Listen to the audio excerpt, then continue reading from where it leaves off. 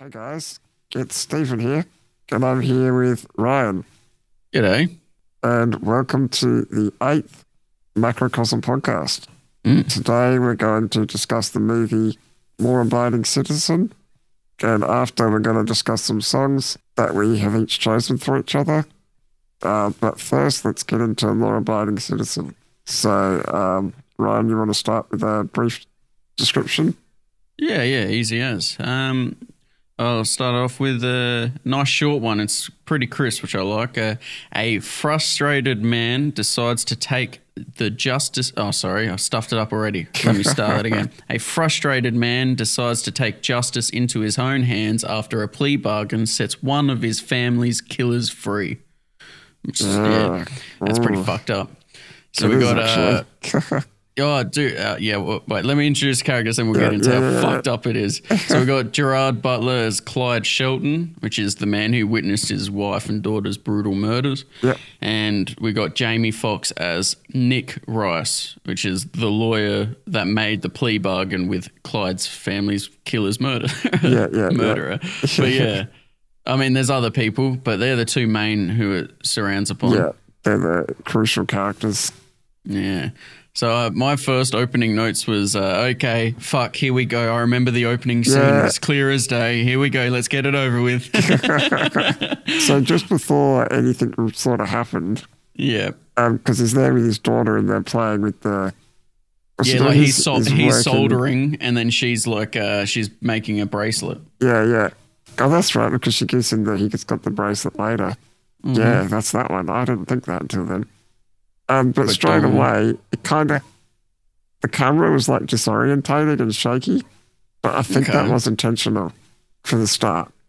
Because they wanted to be all like confusing, while they're getting to make it seem like, all is not what it seems. We're looking at a happy family and it's like, oh no, dum, Jaws is coming. You know what I mean? Like something's happening. Yeah, okay. And then once after that initial scene of them getting killed and all that, that's fucked up. I didn't notice it anymore after that. Yeah, so maybe it was just intentional.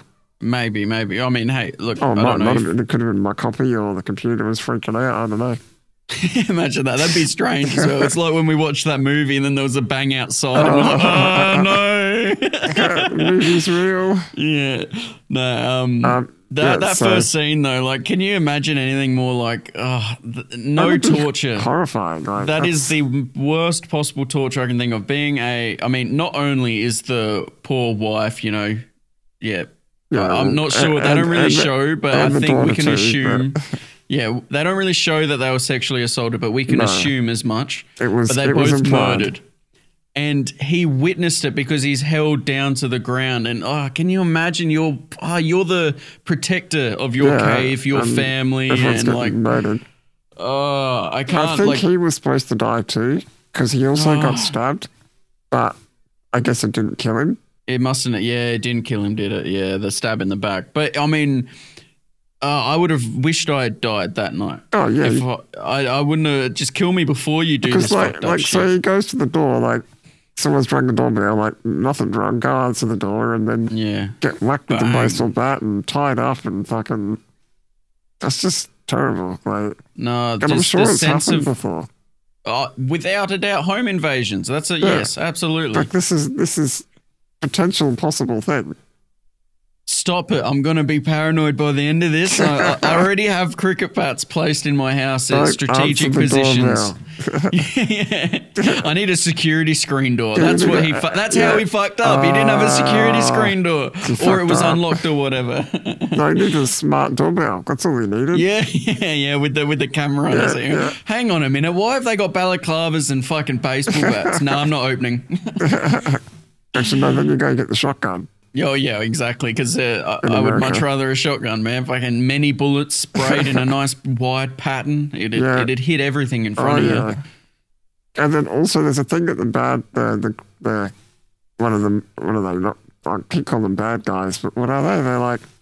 Well, I mean... Home invaders, criminals. Home invaders, robbers. One of them's definitely a murderer and a rapist. So, I mean, and he says, you can't fight fate. Exactly. I was about to mention that's pretty important in the scheme of the movie. Oh, That's you can't fight fate. But can you imagine? You can't fight. So it was this poor dad's fate to have to witness a horrible thing happen to it. Like, what the fuck do you mean, you fucking criminal? Yeah, like, no, it's just, I don't even know how I felt when he said that, but yeah. It's kind of like, it's almost intentional. You're like, you can't fight fate. I'm like, oh, you don't know what's coming your way. You're right, you can't. you can't. Yeah, that's it. You're getting your just desserts. Yeah, exactly. Oh, man. My next note was, thank fuck that was only 2 minutes of the most imaginable torture ever. Like, for that the worst imaginable, sorry.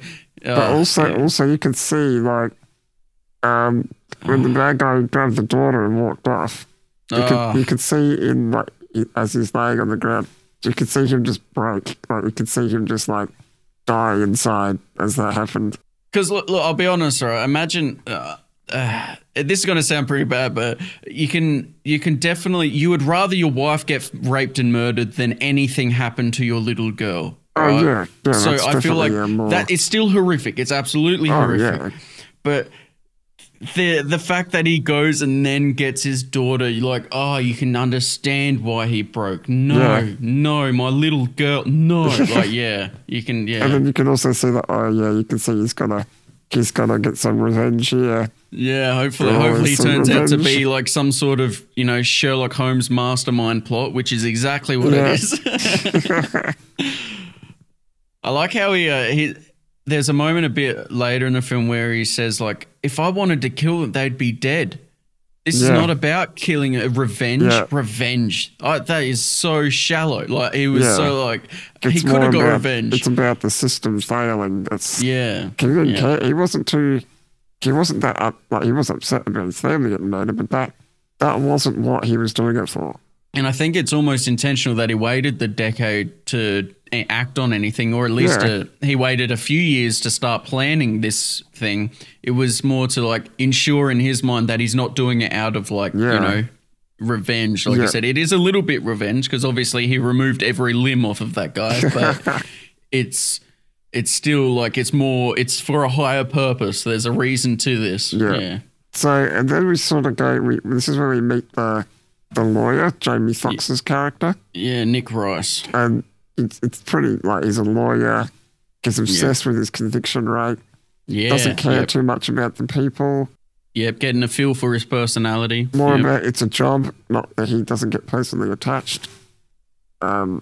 Which there's a bit later on where the other lawyer, the female blonde one, she says, do you want to look at the photos? And he's like, no, I don't want to see that. Yeah. Like, trying to distance himself from the personal attachment. That's completely understandable, though. Well, yeah, he sees so much stuff, like... Because, like, you don't...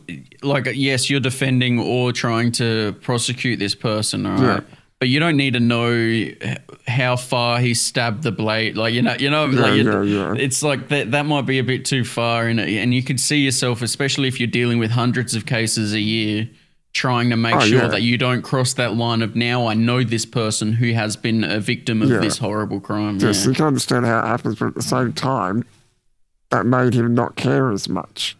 It made it, or at least it made it seem like he didn't care as much. I'm sure he cared. Whatever it was, And then later on, when he gets serious, he actually looks at the photos, and then he works out what's going on. So it's almost like he should have done that from the start. Yeah. I like when he's Nick, he's telling Clyde that they're taking the plea bargain. Hang on, which one's Nick? Nick is the lawyer. And Clyde is the Gerard Butler's character, the main protagonist.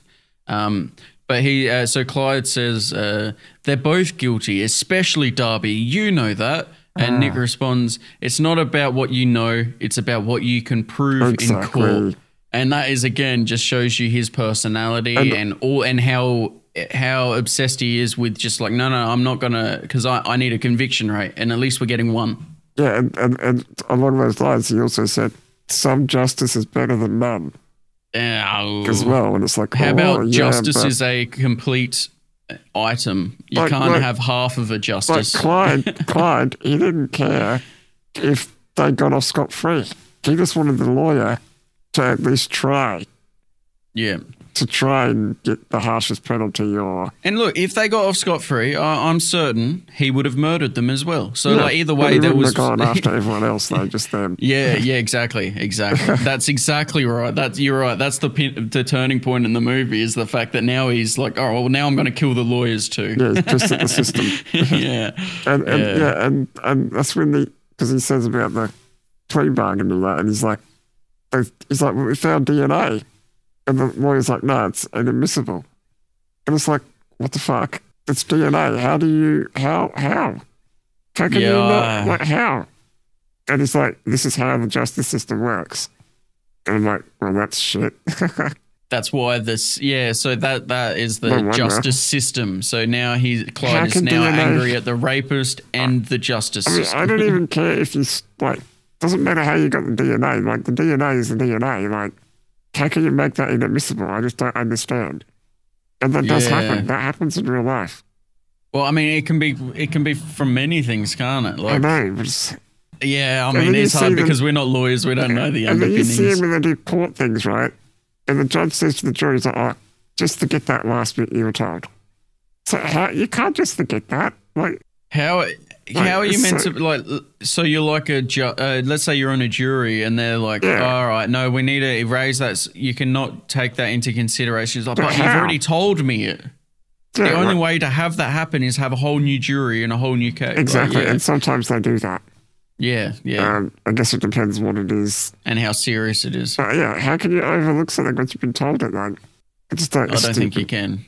Yeah. And then right after there, obviously, Clyde sees Nick shake Darby's hand outside in front of the cameras. Way. But he didn't see him earlier inside the court where he fucking threatened and refused to shake his hand. Yeah. So Nick is definitely on the good side, so he hates Darby, right? He knows he wants to fucking end him. But unfortunately, Clyde was waiting outside to watch him, and he only saw the outside part. He didn't see the inside part. Or what was said, all the faces they had. Yeah, he exactly. All he shake. sees is Nick doing the absolute right thing in that situation in front of the cameras. That's what he should do. And I'm thinking, oh no, that is so not good. No, it's not. That's all right. You're number one on the chop list.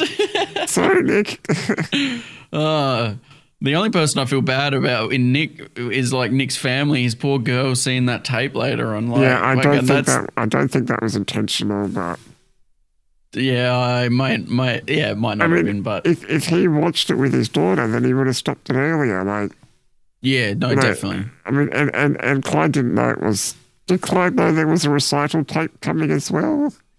I'm not sure about that, actually. No, I'm probably not. So it probably was just a coincidence, like an accident. Yeah, but he didn't apologise for it. Yeah, no. Which, I thought he was going to, but no. You kind of hope that he's got like a bit of humanity left, but now his like sole purpose is this one thing. So fuck your feelings, fuck your kids' feelings. Oh, I've got to achieve this thing, yeah. Now there's I want to bring up, there's a really cool transition going from like where it goes from the 10 years into the future. Yeah. Where he's sitting on, Nick is sitting there with his wife, his pregnant wife. He's like talking to his unborn baby through her stomach, just, pretty, cute, cutesy wootsy. Oh, of course, this is the 10 years, this is what happened. They've had a daughter in that time. Exactly. Yeah, they pan over, but I like the way they actually transition. It was really cool. Like they go over to the staircase, and now there's Nick walking down the stairs. You see all the pictures on the wall change. You see the vase gets changed to a lamp or whatever on the coffee table. And then it screens over and you see like now there's a cello or a double bass or whatever. Like the child has grown up and now like it's a bit more messier because, there's a kid in the picture now. Yeah. and there she is. She's now 9 or 10 or whatever. She's cooking breakfast for everyone. And I thought that was just a really cool way to jump to the future. Yeah. Like, viewing it through this family's perspective. Now there's different pictures. There's a kid. There's an instrument. I thought it was cool. Yeah, no, that is pretty cool. I didn't really take much note of that, but now that you say it, that was quite clever. Yeah. And also like when they're out there cooking breakfast or whatever, that's when you sort of get the impression that the father's like too busy to pay attention to his daughter. Yeah, but he won't go to the recital to see her perform. He never has. he's not really present in his child growing up. And his excuse is he's saving lives or whatever. Someone's going to put the bad guys away, which is a pretty good excuse. Well, I think it's a pretty good excuse. Like out of any of the excuses possible, that's the better one. Has an actual reason. It's not just a bullshit excuse. But he should still want to go see his daughter play a dumb instrument. Yeah, that's the point. At least once. That's where I stand. Come on, one time. You're never too busy to do at least once. But I also like that he gave he's like, well, how about we all sit down and watch it together? Because that's to me that's the medium. That's the in the between. Yeah. If I can't make it, at least I'll do this. And then as soon as it's kind of a bullshit excuse that itself. Him saying that. Yeah. As soon as that happened, I'm like, well, that's not going to happen to the end of the movie. Watching that DVD and cut to the last scene of the movie where he fucking he goes to the recital, not just on the DVD.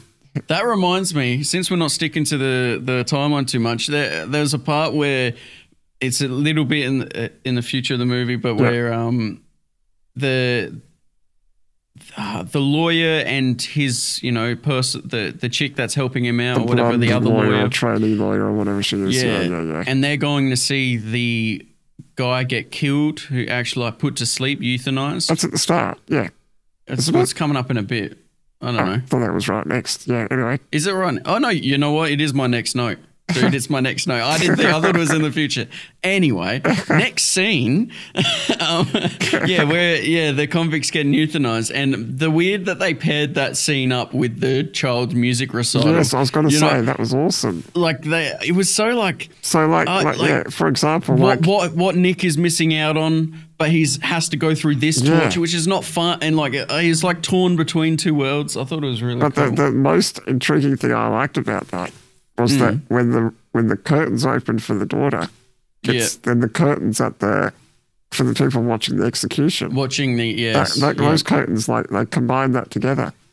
I'm that's really cool. Cutting back and noticed as well when, just after the serum had been put into his veins, and he's shaking and then he lets go of his last breath, and that coincides with the people at the recital applauding for the end of her. Yes. And I'm like, I like that. That was cool.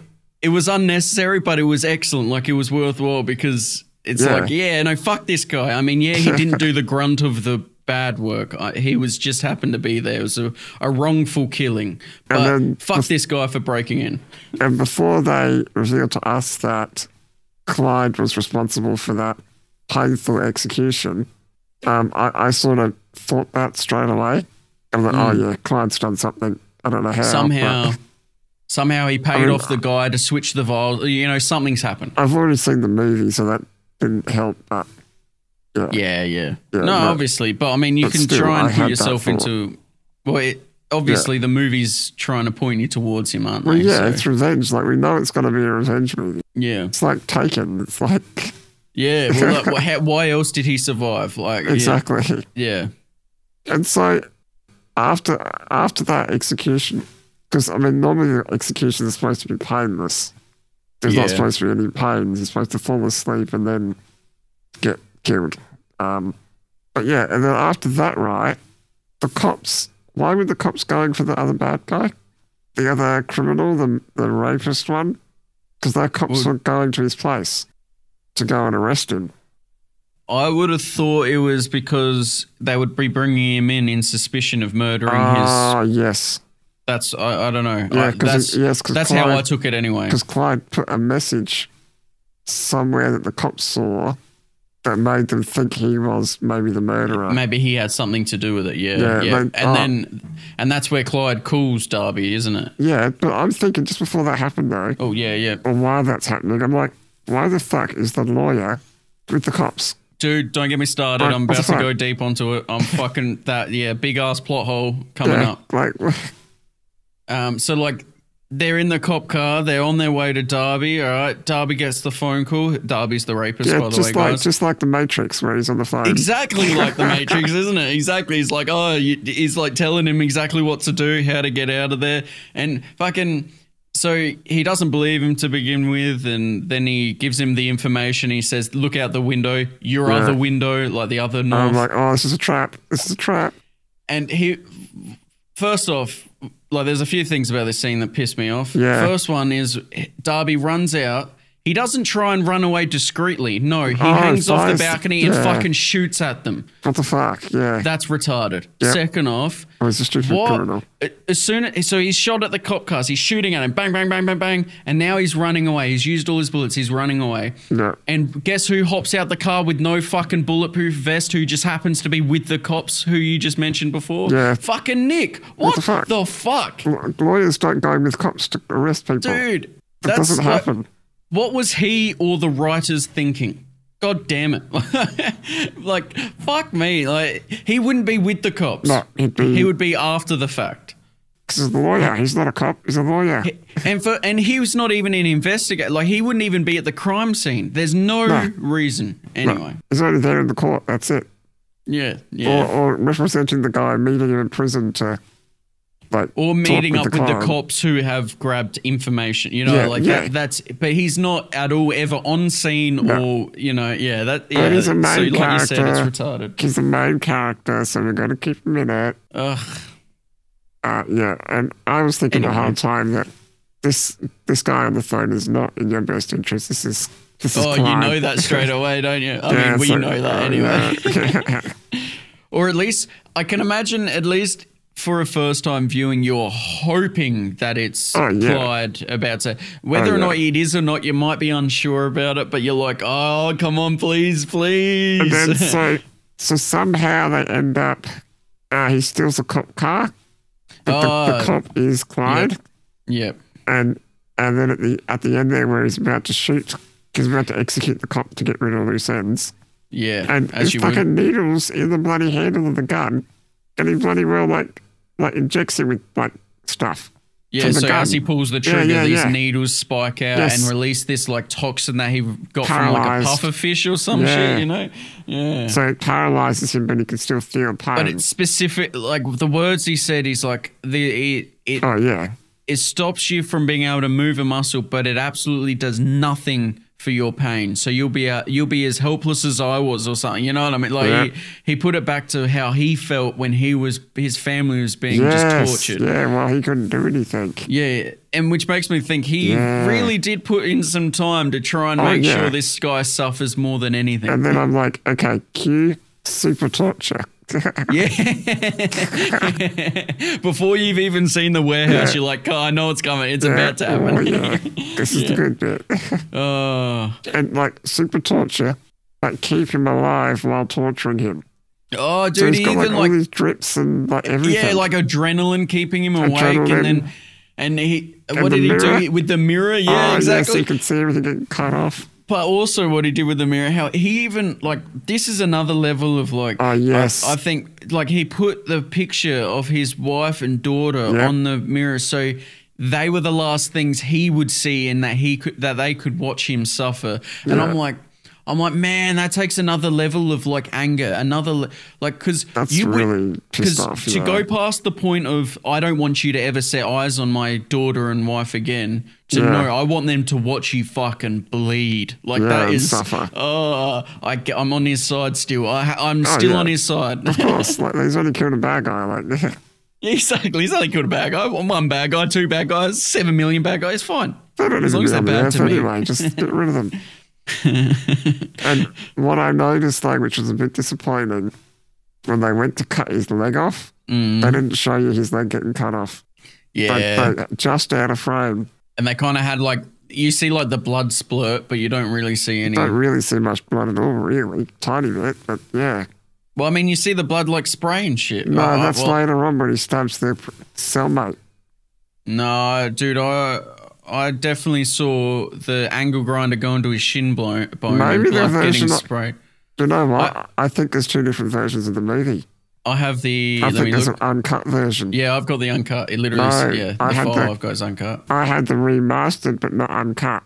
Ooh, remastered. Well, I couldn't get any other copy anyway. I tried. No, you're right. It was quite hard to get the right copies, but... Yeah, I got the uncut, but it is only 720p, unfortunately. So that uncut must have had The extra cutting into the extra leg. little tiny bits. Okay, I didn't realise I'd be missing so much with that. Oh, you motherfucker. Now we start again, guys. No, I'm joking. Okay, we're going to come back next week after I watch the... the real movie. The real movie. Imagine that, watching the whole 2-hour movie again just for those 5-minute extras. Okay, well, that explains it.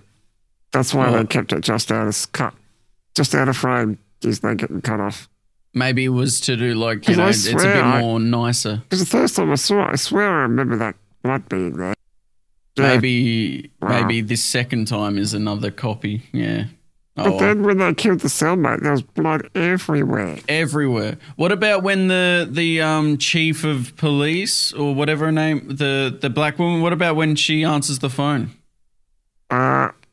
Oh, not her. No, sorry, not her. The one before her predecessor, the one that gets murdered. Sorry, not the black woman, the old woman. Yeah, the one who's like, I can do whatever I want. Yeah, I can do whatever I want. Yeah, and when she answers the phone, and it literally like you can see it. It may as well have been a bloody sniper round. Oh, like, you know what I mean? Like it was just like and like blood all over the side wall, and it was sick. Yeah, I wondered if that was different in your copy. Like that definitely, there was no like nothing cut out of that. You definitely I saw the explosion. Like, it was yeah.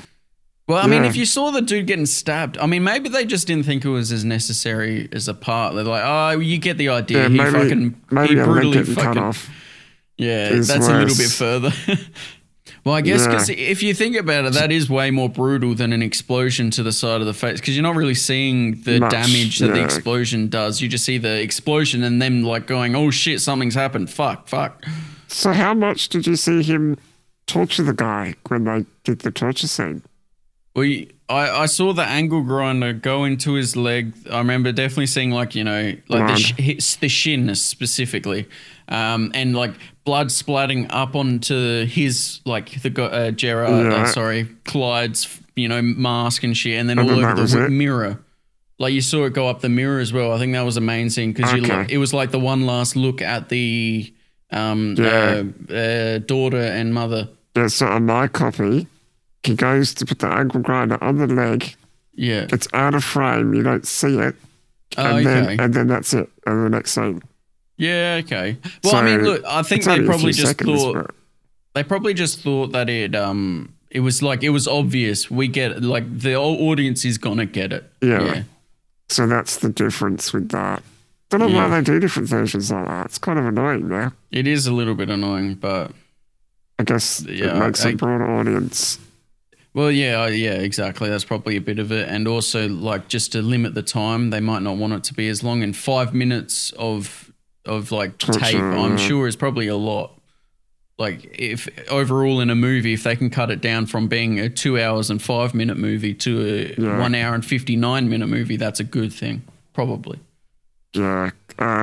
So, and then is it next when they arrest Clyde? Is there something before that? No, that's essentially it. So why do you know why Clyde took off all his clothes? No. And gets arrested? Have no idea. He had the bracelet on still. I think my biggest thing is I think because when they take him in, he didn't want to give them any evidence. Maybe. Also, so I guess they would have searched his house. So no. I was watching it with Mum, and Mum thought that maybe he didn't want them to think he had a gun or anything concealed. He wanted but even then, they're gonna pat you down. Like they will pat you down. That's what will happen. So if I don't know. They walk up at your door with guns pointed at the door, and you come out, and you go to grab something, and you're starkers, If you're naked, then they're going to know, oh, he's not got any weapons. Yeah, so they're going to be a bit more nicer to you. Yeah, I don't know, but yeah, it was. They didn't explain that. Have you got any guns on you? Just this one pointing at you. Nah, yeah, all right. Yeah, I still can't justify it, but all right, they made that decision.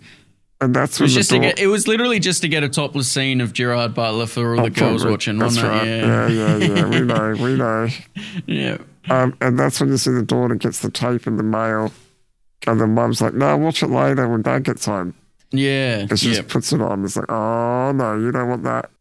Yeah. Oh no. Now there's I think it's right around there because his wife calls Nick, she calls Nick and interrupts something. Yeah, Nick's in the courtroom. Sorry, in the where Clyde's tied up. arrested, handcuffed to the table, and Nick's talking to Clyde, and yeah. And he thinks he's given him a confession, but he absolutely hasn't.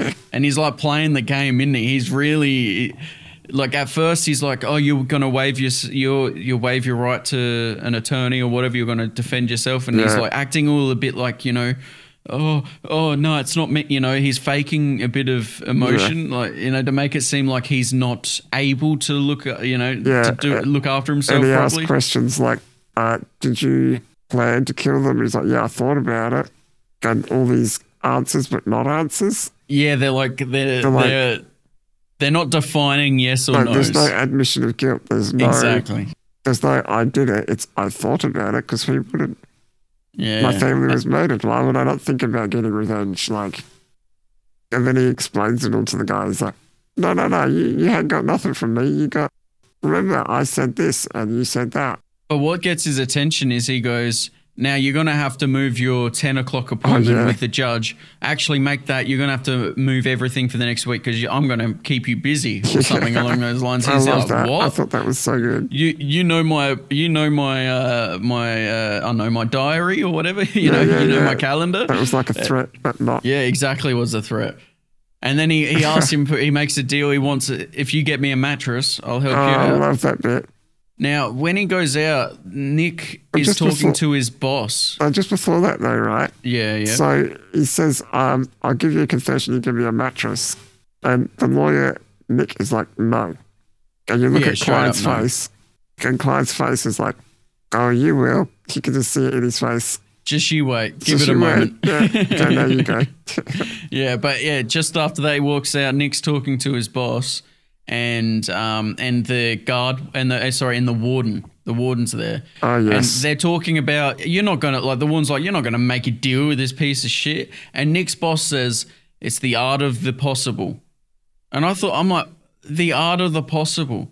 I'm like, what the fuck does that mean? I had to look it up. I looked it up outside the movie. I'm like, the term of, this is a quote here. Ready? I'm just gonna read it out. Yep. The term "art of the possible" is sometimes generalized in the sense of avoiding perfectionism. The goal is to get something that is good enough and to move on rather than being driven into complete immobility by desire to be perfect.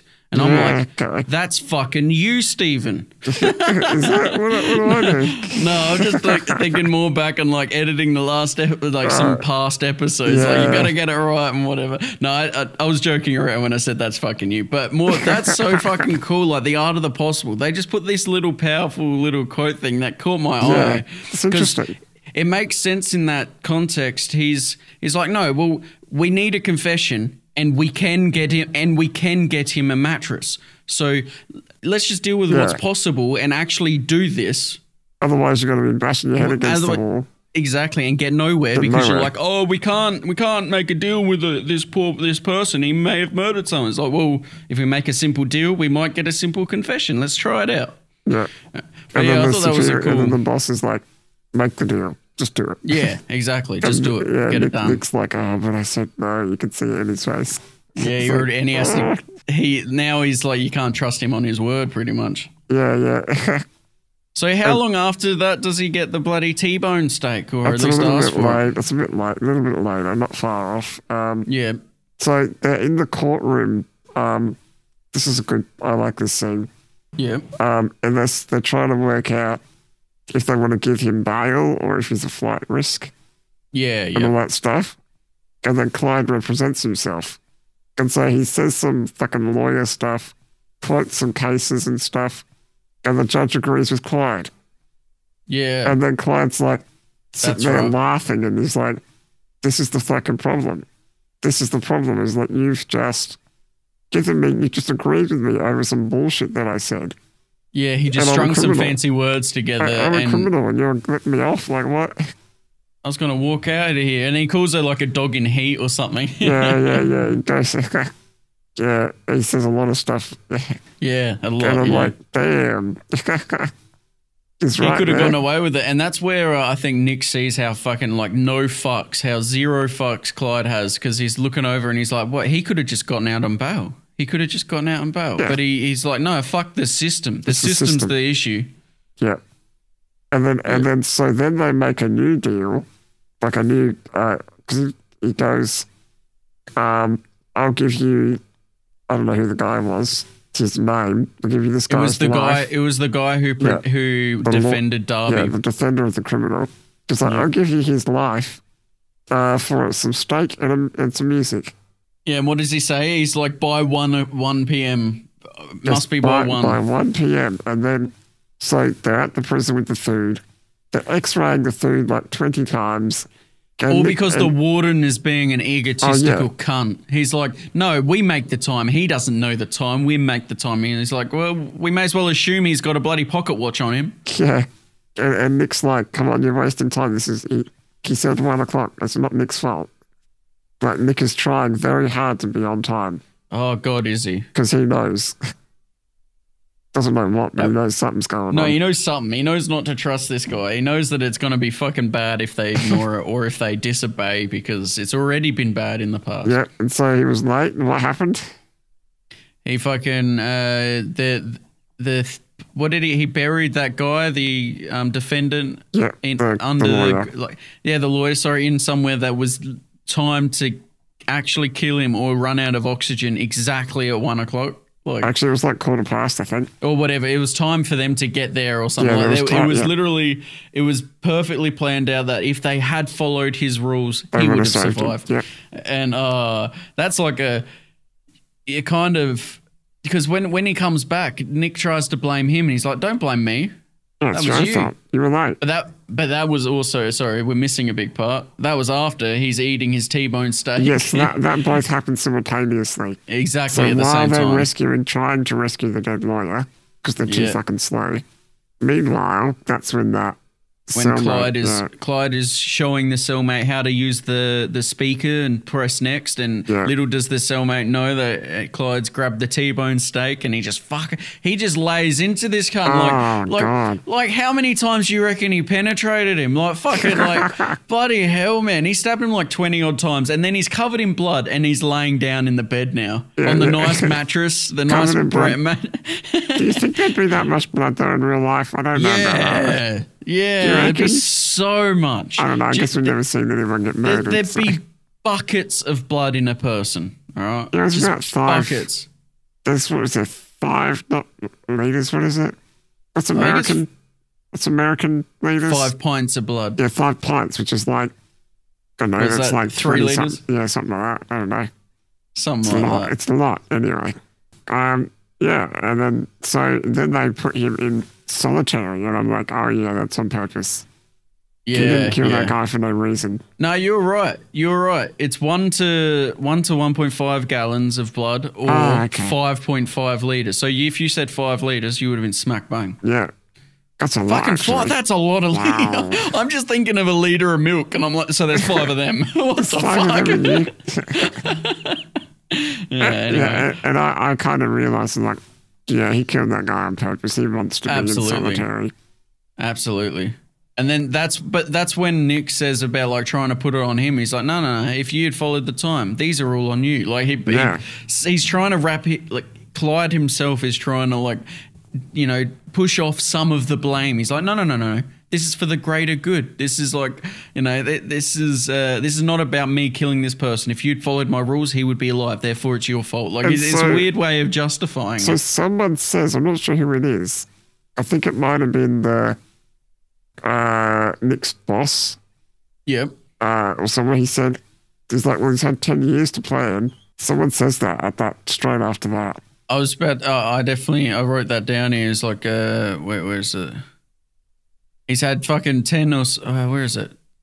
Been plotting it for 10 years straight. Of course, he's got traps and stuff set up. Because also then they meet with some guy.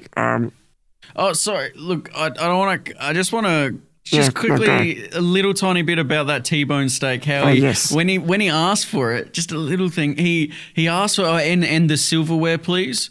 And they gave him a spork. And I'm like, that's why he ordered the T-bone steak, in case they didn't give him silverware so he can still stab the cunt.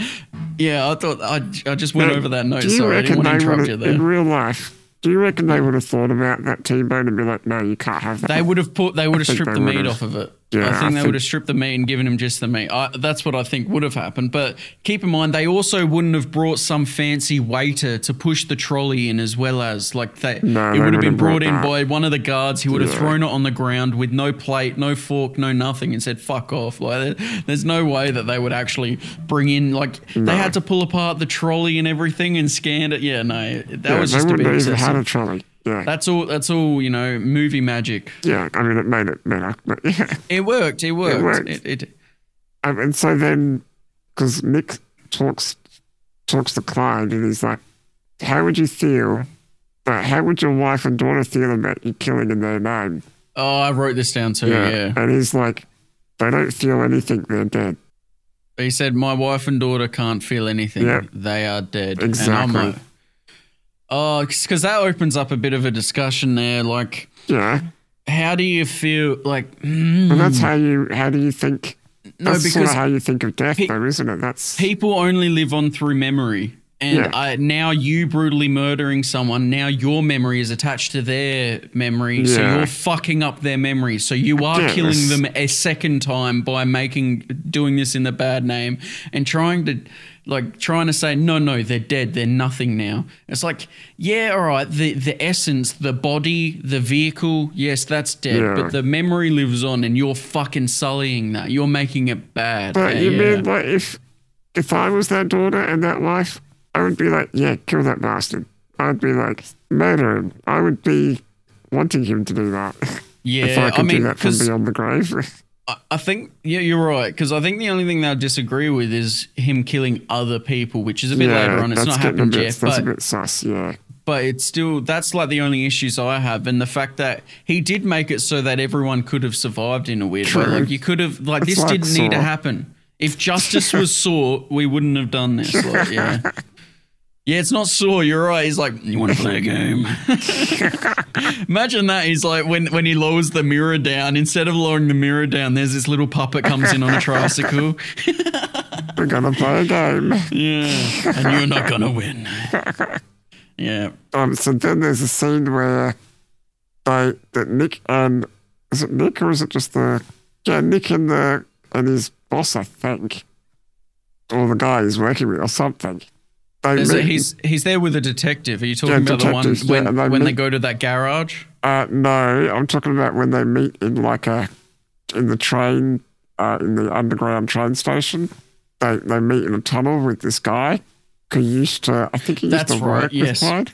Yeah, something about in his history. Yeah, or they hired him to. And he said, he's like, no, I assassinate people. He makes it so that they get killed and no one's there as a witness or something like that. They used him because they had to kill this guy and they couldn't get to him. And so Clyde made a necktie that would strangle the guy or something. Yeah, the way he explained it too, it was like he even put a bit of detail. Like the writers did a good job of making it so that you can picture in your mind what happened. You make it so it's like he said something about a spring-loaded cotton wire. Oh, sorry, I just bumped the mic. A loaded wire that when put on it would activate, and no one's there to tell the tale. Yeah, and the necktie and all that. Yeah, that was. I mean, you could technically do that. That's pretty cool. That is pretty cool. But I feel like when you put it on, compared to just a bit of fabric, you would notice the weight difference. I would think. So, but anyway, that's for the future. So we already know as the audience, but I hope people watching at this point know. Yeah, hopefully. And that guy says, if Clyde is in prison, it's planned. Killing the cellmate was for a reason. Everything Clyde does is on purpose. And then he tries to walk away, doesn't he? And then Nick grabs him and goes, "No, but how are we meant to end this?" And he's like, "You walk into a cell and put a bullet in his head." Yep. And it's like, well, yeah, you're right. Actually, this guy's onto something. Why have we done that? And then that's just after that. It doesn't matter. I'll say it anyway. Though. That's when the judge says, "I can do whatever I want." Answers the phone and goes boom. And goes boom, boom. Yeah. Boom, boom. Goodbye. Yeah. I thought that was funny, actually. That made me laugh. I thought it was like the timing. Obviously, movie magic. I laughed. But like, you know how it's like, of course it happened perfectly right after she said some snarky comment. And it was like, then and bang. Like, of course. But it also was like, Yes, you kind of want that because if it was random or whatever, you don't get to see it. Leading up to that, she said to the lawyer, "You can't answer the phone in the courtroom," and stuff like that. And then and then she answers the phone, and it's like, "Oh, I see what's going on. You just say one thing and do another," and then she's like, "Well, I can do whatever I want." And that's so satisfying. It is satisfying. You're right. That's the word for it because it's like, "Fuck you, bitch." Like I jumped. I wasn't expecting it, but yeah, it was good. Yeah. And then there's that bloody goddamn remote control machine gun missile launcher, isn't it? But they go to the for some reason. Why are they at the? That's later. That's after, because they go to a funeral later on. Yeah. That's a little bit later. What's after that anyway? All right. Yeah. So Clyde, for some reason, Clyde meets with the lawyer, but they let him outside the gate. Yeah. At the prison. And that's when Clyde's like, "This isn't vengeance. I'm at war with this broken thing." Yeah, he kind of explains exactly what his intentions are. He's like, "Release me and drop all charges by 6 a.m. or I kill everyone." And I'm like, and that was such a that's when, you know, the music comes on or whatever. It's like, "Or I kill everyone." Yeah. And it's like, dum dum. And they sort of give you a little bit of a hint as to what's going to happen because they show the parking lot. Everyone pulling into the parking lot, all their files because they're moving in now. They've got to finish this, which is what he planned because he's already dug tunnels underneath. Yeah, that was so cool. And then, so the lawyer and the cops and everyone are in the room and they're sitting around the clock watching it, waiting for 6 a.m. Tick. Because they aren't going to do what he wants. And they're sitting there. Tick. And they all know. And why are they sitting in the dark? What the fuck? They were like sitting in like dusk, weren't they? It's like there was no lights on. It was just the from the outside. Yeah, I'm like, why are they okay? Anyway, whatever. And then nothing happens when I hit 6 a.m. And I'm like, oh, 𝗏𝗏𝗏𝗏𝗏𝗏𝗏 just wait. Yeah. Because I already knew the cars were going to go boom because I remembered. Yeah. Because that scene's pretty important because like that's where Nick is like, yes, they explode. They like a few of the cars explode. He looks over. He sees his goddamn it, what's her name? The blonde partner. Then she's like trapped in the car. And her name is Sarah in the movie. Sarah. Okay, thank you, Sarah. And the actor is Leslie Bibb. Just to calm some people down. Yeah, I think she's a lawyer in the movie. I'm not sure. Yeah, but it's hard to go like if Nick's a lawyer, she's like a sub lawyer. You know, what I mean? You're trying to categorize it or whatever. Yeah, I mean, not to call it lesser, but they might be. I don't know. I don't know. Anyway. They don't specify. But it definitely seems like Nick is he's a bit superior, higher up the totem pole. More exactly, experience or whatever. Yeah. But anyway, so Nick sees her trapped in the car because she's like reaching over and imagine being there like you're stuck in a car knowing it's bound to blow up. Yeah, because she saw the other cars blow up. And she's like, I'm not going to start the car. What am I going to do? Like, she didn't know what to do. That'd be terrifying, wouldn't it? What would you do? You know, it's literally coming in less than 5 seconds. I mean, the end is coming. What would you do? Technically, she should have just opened the door and got out because it wasn't rigged for the doors. It was rigged on the switch or whatever. He had a remote detonator. Yeah. So but she could have opened the door, but she didn't know. I don't know. I'm more thinking, what would you do in your mind? Shoot yourself? Do you... All right. I love my mum. I love my brothers. I love my sis. You know what I mean? Like, do you start going through... Have time? Like, do you just go... It'd be sheer panic. There would be no time for feeling it, but like I don't know. Yeah, I've never been in that situation, spot to, well, obviously, yeah. And none of us are.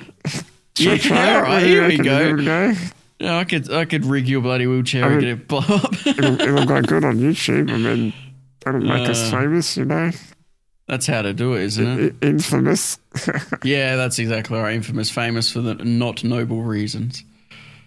So he watches his co-worker blow up.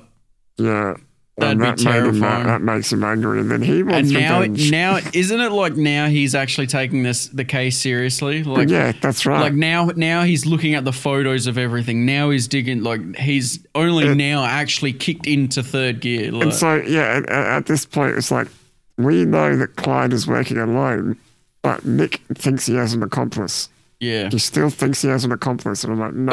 But that's not the worst idea, though, because that gets him to check all of Clyde's purchases to see if any of the warehouses, anything is like being run by someone, then they can check out that. So I don't know when this was said, but I've got written down that the lawyer must have spoke to Clyde again, and Clyde said, I'm going to bring the whole damn diseased temple down on your head. Wasn't that when he punched him? Like that he saw them outside the gates of the That's what I thought, prison? but I don't have it written there, but I thought that was there. That's maybe I'm Maybe wrong. I have the two think mixed up. Maybe that was, maybe when I said earlier wasn't at the gates and this bit is. Maybe. And then he's like, yeah, I'm going to bring this whole diseased temple down on your head. And he's like, it's going to be biblical. yeah, it's going to be biblical. And that's when they're at the funeral. Yeah. And the bomb disposal drone. That's what it's called, with a fucking EMP 50 cal and a missile. Just overkill, isn't it? Well, how did he even get that? Like, what the fuck? For one person. It's America, I guess. He must have built it. He has like a bunker that's fitted out with everything. Oh, Ryan. Dude, the fucking drone. He was building that at the start. With the daughter. That's what he was soldering. But he had that bomb disposal hand. It was holding the circuit board that he was soldering. It was a robot arm. Is that right? I reckon that's the drone. Just let's keep talking about it because I'm opening up the fucking movie right now. So I reckon that's at least the arm that he was working with. I reckon that's part of that bomb disposal drone. I honestly do. I think, and obviously, like, so the cars are there and he fires an EMP, it stops all the cars, and the lead car has got, I don't know, someone in it who is important. Yeah. And they start to drive off again, and then the 50 cal goes off, obliterates the side of the cars, and then finally the missile, which was the topping on the cake. Nice. But you're right as well, by the way. There is an arm holding the circuit board, but I can't quite picture, I can't see it. There's no information on whether or not it's attached to a bigger machine or anything, but that is a weird little, like, to show that he was already working on those types of electronics. Yeah. And then in the 10 years in the interim, that's when he actually built a fucking, okay, all right. No, that is a thing I missed in the movie. Fuck yeah. I didn't even notice it until just then. Yeah, I know. That's why I had to check it. That's why I had to I'm opening up, I'm looking. Yeah. All right. And obviously the drone was controlled by Clyde. Yes. And and who did he take? He took out Nick's boss, wasn't it? Was it Nick's boss? Yeah. I knew it was someone important. I just wasn't sure who. That's a pretty fucked up scene though. Like he's like you see like once the SMG shot, like the machine gun stops firing. 50 cal. Yeah. The 50 cal, thank you. Once that stops firing, you see inside the car and you see him sitting there with like bullets all through him. And he's still awake. And he's still alive, breathing, and he's like looking out the rear window, looking at Nick and Nick's the officer who's working with him, and that's when the missile launcher comes down and bloody absolutely splits the car in half. I'm not sure if that would happen, but no, that wouldn't happen. Movie magic again, I think. But it's still like a cool idea. It would definitely kill you. Oh, yeah, I'd hope so. If it doesn't fucking kill you, you'd want to be dead after it. Oh, yeah, jeez. All right. And then the lawyer finally looks at the pictures and he looks into Clyde and finds out that he owns an industrial building right next to the prison. Yep. And that's when him and the detective go. They break in. Yeah, and break in and then they find the Batcave. And somehow Nick stumbles onto it. No, you're right. They're right to call it that. But he stumbles on, like, he goes in there and he notices it's like it stood out in his mind, the one car that was like, hey, do you remember this from then? Yeah. And he lifts it up on the the hoist that it's on. And there you go. There's a tunnel. There's a track, so like a cart and everything. Yeah, and then off to the Batcave. Which is like got all of his equipment. He's got some screens set up. He's got different. Bloody costumes and stuff. It is a Batcave, isn't it? And then it's all underneath the cells for the prison. Yeah, and he turned out he tunneled into every single cell in the in that area, in the solitary. Solitary, thank you. Yeah, solitary confinement. Yep. Yep. Yeah, and while they're down there, they see. Do they see from there? They see that at City Hall. Yeah, they figure out that he must have gone to City Hall. Yes. Because that's where they're having a big meeting about what to do with him and everything about that. So because don't they cut to him getting scanned through security? He's got like, he's got like a janitor. Yeah, and he's playing that off so well, isn't he? Like a casual guy, like, saying hi to the regular workers. Like, what's this all about, guys? Come on, we got jobs to do. Yeah. So it made it seem like he was a worker there. Obviously, he's been studying for a while, so he's probably practiced that once or twice. So there's a thing that happens here that confuses me a bit. So, like, obviously he plants a bomb, and they have a bomb diffusal guy there, and the lawyers there, Nick, they all go there, and they're all looking at the bomb, and they don't know what to do with it, and they're trying they're not sure. The bomb diffusal guy drills a hole into the side so he can see what's going on inside to make sure he doesn't trip it. Yeah. And then, so... Is that when they cut to the Clyde in the cell? That's where they cut to Clyde jumping back down the tunnel. He's pushing the tracks. He then climbs back into his cell. He closes the door behind him, his like tunnel out door. And he turns around and there's Nick. So I'm confused as to how he got there so fast. Wasn't Nick just at City Hall?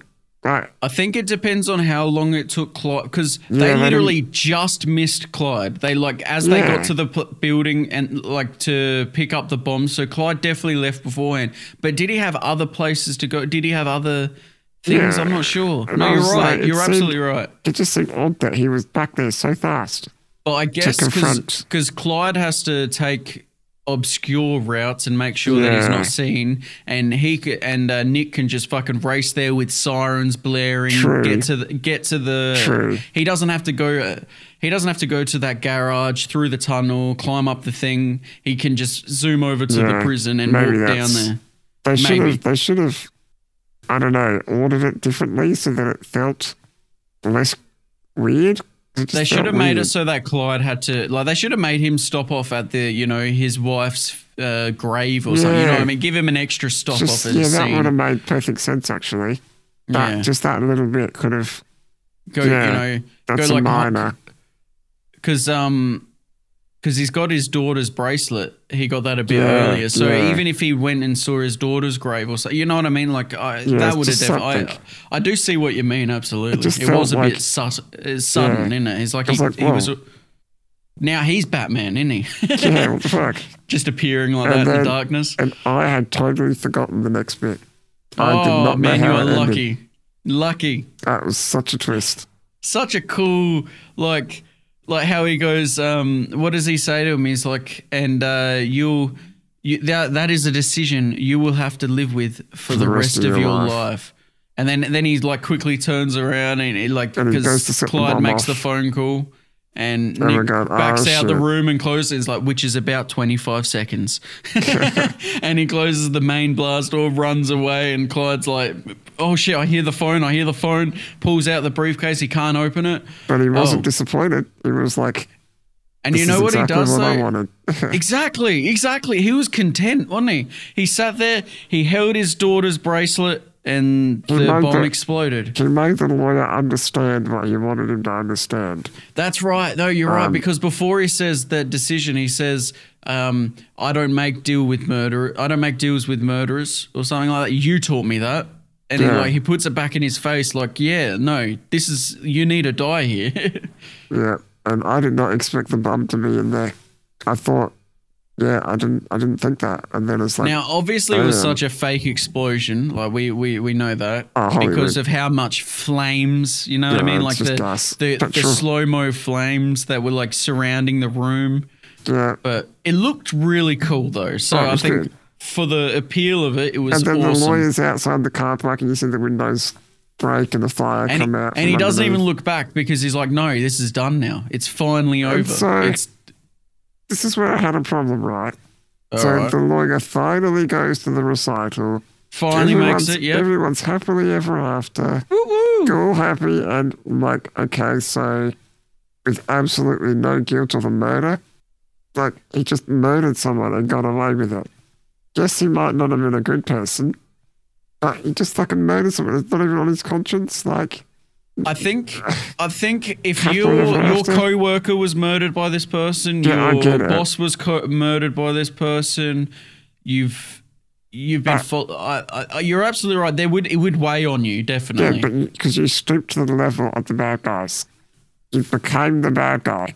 That's what I have with that. What's that quote out of Batman? You either die a good guy or live long enough to become the bad guy. Yeah, something like that. So it's something along those lines of like you can keep doing good, but eventually your selfishness kind of weighs on you. No matter what, it eventually gets on top of you. Yes, he did the right thing, but he murdered someone and got away with it.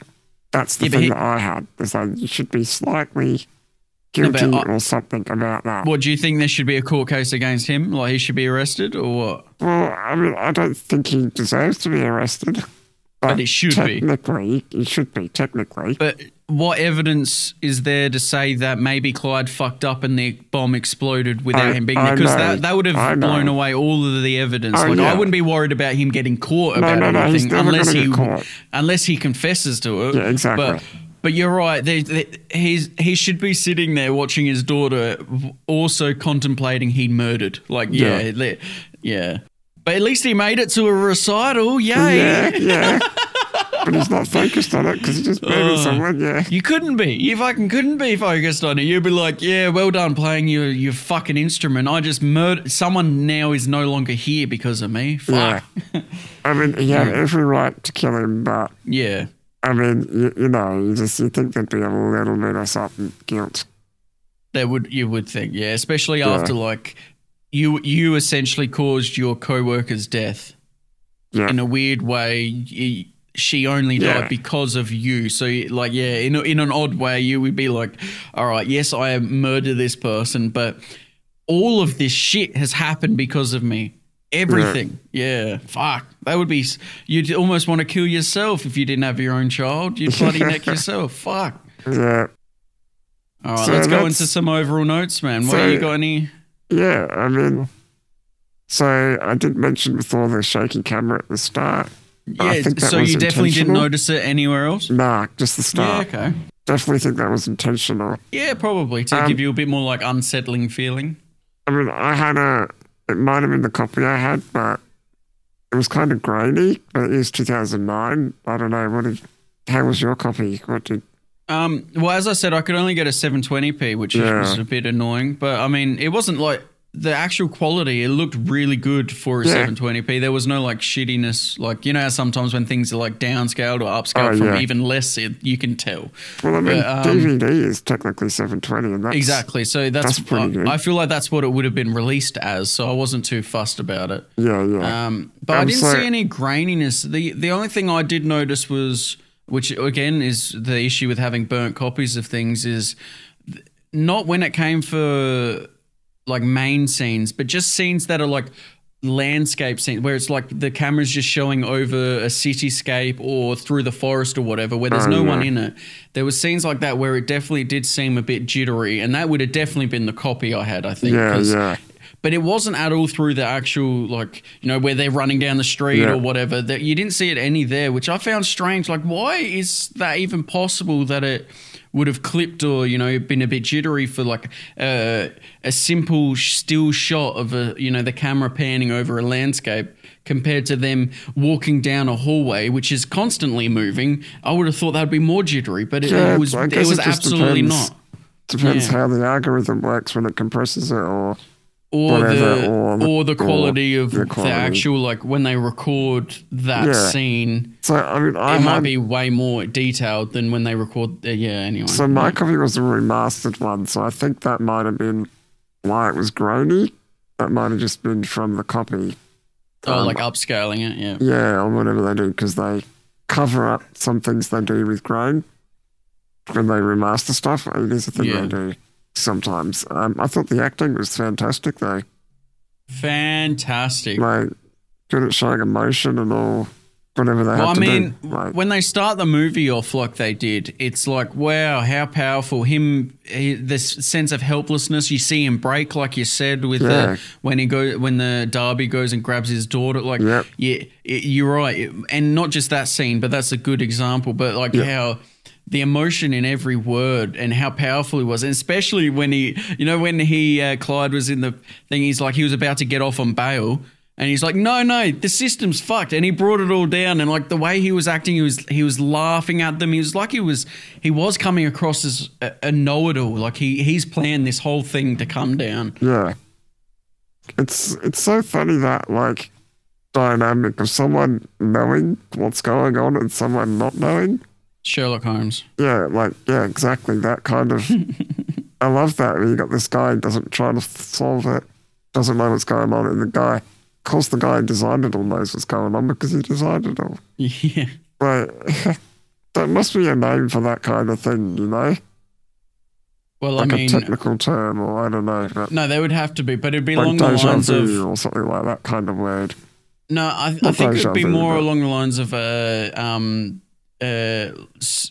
like Batman and his sidekick. You know what I mean? There's a thing and the sidekick. It'd be along those lines, because it's the sidekick isn't the one who generally figures things out. He helps the main character figure things out. So like, it probably is like protagonist, who's the main one, and then there's like a not antagonist, because he's the one who's against the protagonist. Yeah, because we don't think, because we're like, as the viewer, we're not like the lawyer's bad or Clyde's bad. It's like they're both people, and they've both had bad things happen to them, and they're not. We don't feel because he's not a flat out bad guy. It's not a black and white. He's the bad. Yeah, no, you're right. Yeah, there must be again. Future topic, I think, is a great idea. We go through all different movie things. Yeah, movie terms. That's the word. The music didn't stand out to me, so it must have been good. Powerful when it needed to be. Like every now and then you'd hear like a violin or whatever, and some thunder crackling when someone got killed. You know, it was the standard stuff. Yeah. The pacing I thought was fine. I didn't think it was too slow or anything. I mean, my copy was shortened to unknown reasons. Not uncut. It was the cut version. Keep the kids happy. It's funny. Mine's the uncut, even though it's the version you see him get cut in. That should be the cut, and I should have had the uncut. Exactly. But that's about it. So not too much. I don't have hardly any negatives to it. I mean, I'll bring them up when I say the rating, but my only other overall note. Well, actually, sorry, I got two. Like, main one is, I like how this is kind of like an anti-hero movie. You know what I mean? Like, I mean, the easiest example is like a Deadpool. You know, it's the good guy, but he's a bad guy, and it's almost like anti-hero is a better word for human. You know what I mean? Yeah. Like, you got like, we've all got good, we've all got bad. It depends on which wolf we feed. You know what I mean? It depends on which side we lean to. But like The Boys, got some of those heroes in there that are got superpowers, but they're not great people. Like, it doesn't mean you're great. Yeah, the personality is still the same from the earlier selfish goddamn human. And sorry, last thing about the notes. I won't get into the rating just yet. I'll do that after yours. But I think this is one of the first movies, because I remember watching this back, you know, when it came out, would have been with my parents or whatever. Yeah. But this is like one of the first movies where I got into like the investigation, like, and the courtroom side of things. Oh, like, yes. You know what I mean? Like, they're bouncing back and forth. Who did what? No, here's the evidence. And I really love a really well thought out and really well said backhand. You know what I mean? Like when they're in the courtroom and they're like, where they say like, nah, and they, what are they? There's got to be a way, because obviously I'm struggling to come up with the words if I can say this, but they have it ready, and they like, and you were here at this time, and you've got to account for that. Bam, you know, I don't know. This movie, take that. Exactly, take that, and you have to take it because it is right. Like, like, oh shit, I'm done now. that set me up, like, because now I'm watching, you know, I watch heaps of different, like, courtroom, not necessarily drama, but drama, you know what I mean? Yeah. There's a shitty name for it, but that's the genre, I guess. I quite like that, yeah. The bouncing back and forth. Going on that exact thing, we watched a movie last night on Netflix. It's a new one. It's about was it the Vietnam War? It's about there was riots that happened, and riots between the protesters and the police. And it was a court case about were the police the ones that caused the riot or who incited the riot and all this stuff. It's a true story one. And Can you recall the name of it? Or? I could tell. Yeah, give me 2 seconds. That's all right. Yeah. One quick thing about it. Have you looked at the IMDb page for Law-Abiding Citizen? I looked at it for the budget, but I didn't. Briefly. Yeah. Briefly, Did you see the DVD cover? The picture? Because it looks shit. Yeah, it does. Yeah, no, I did see it. Yeah, it's like red down the bottom, silver at the top, and like Jamie Foxx and Gerard Butler. I thought it was cringy. I'm like, that could have been so much more. Yeah, it was kind of weird. That was, you could hear my audio. Oh, okay, all right. I was like, Here we go. I found it. Yep. All right. It's called The Trial of the Chicago 7. Oh, yep, the Chicago 7. It's got Sacha Baron Cohen. It's got Borat. Okay. But it's a true story, and it's about this protest that was supposed to be peaceful, turned into a violent protest with the police, and it's all about the trial. That's cool. That's added to my watch list. It's actually quite funny, like the back and forth and the jokes going on in the courtroom, and the judge is an absolute arsehole and is stupid. And so many times the lawyer's like, there's another guy there he's not representing. And the judge is like, why don't you just represent him? And the lawyer's like, no, he is not my client. And they said that like 100 times, and the judge did not get it. It was so stupid. Ugh. And it wasn't black. The guy was black, and of course the judge is being racist, and so much anger towards this stupid judge. Don't you get? Oh man, like stupid right now, biased judge. Right now, that just reminds me of right now I'm watching Broadchurch, which is a show with David Tennant in it, and he's like an investigator. He's like in the police. He's a detective. But it's like half investigative and then half in the courtroom, which is like it's my ideal.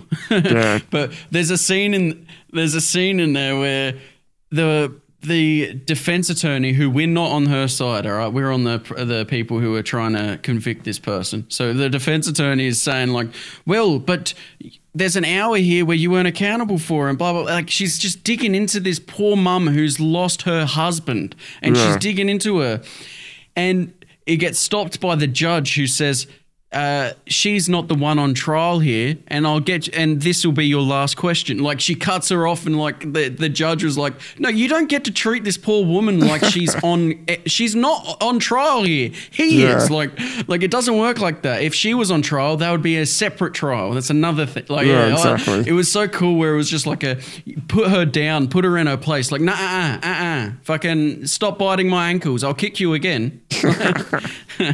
Oh yeah, I like those court case things. They're pretty. Yeah, no, I just added that trial of the Chicago 7 in. Done well, they can be good. Because I mean, a real they can be trial excellent. Yeah. would be boring as shit, because that trial went for like 150 something days.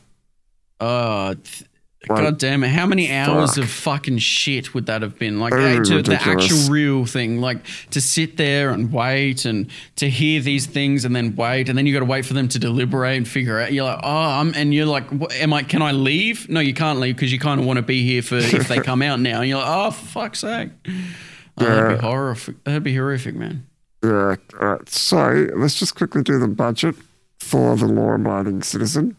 Yeah, definitely. So it's a 2009 film. The budget was $53 million, that's pretty decent for that kind of. That's heaps for 2009. Yeah, in the box office, they made 127. Good. So good. It was a positive.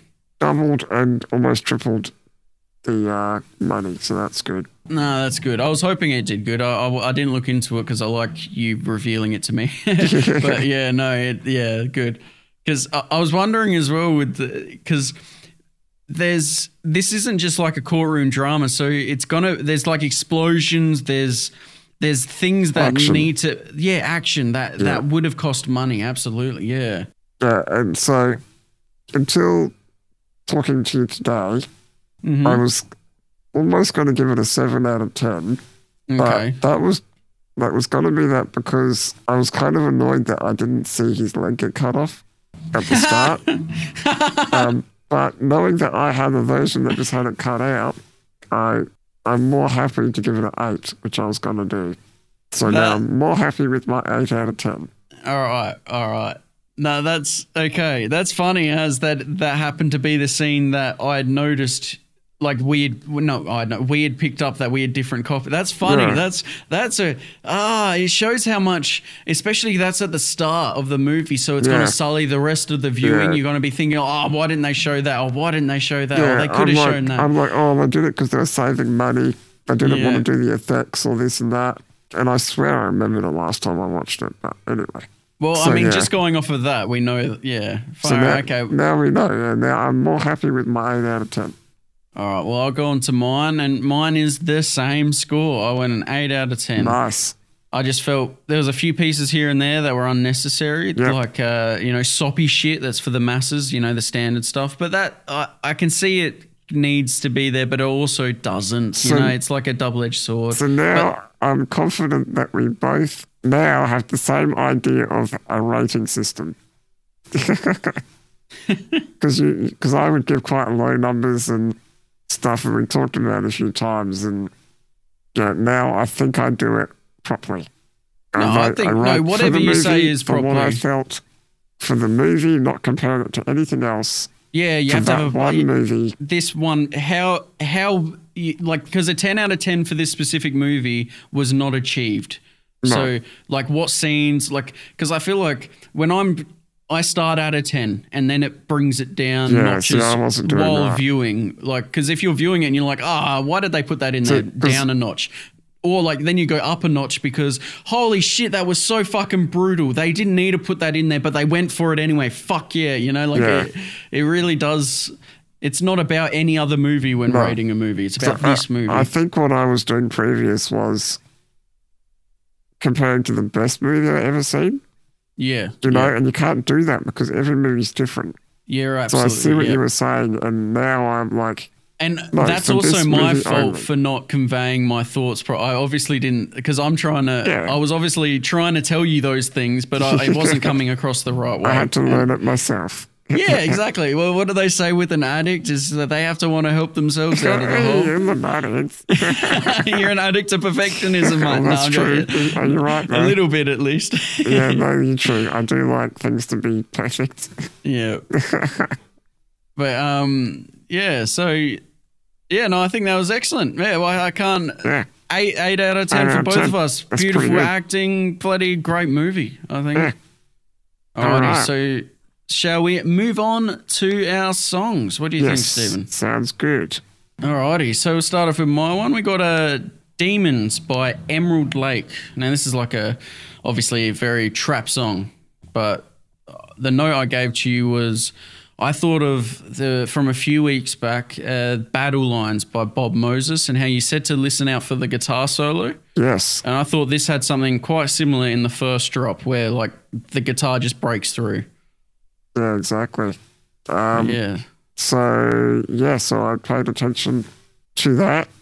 The initial guitar that's amazing. I loved it so much.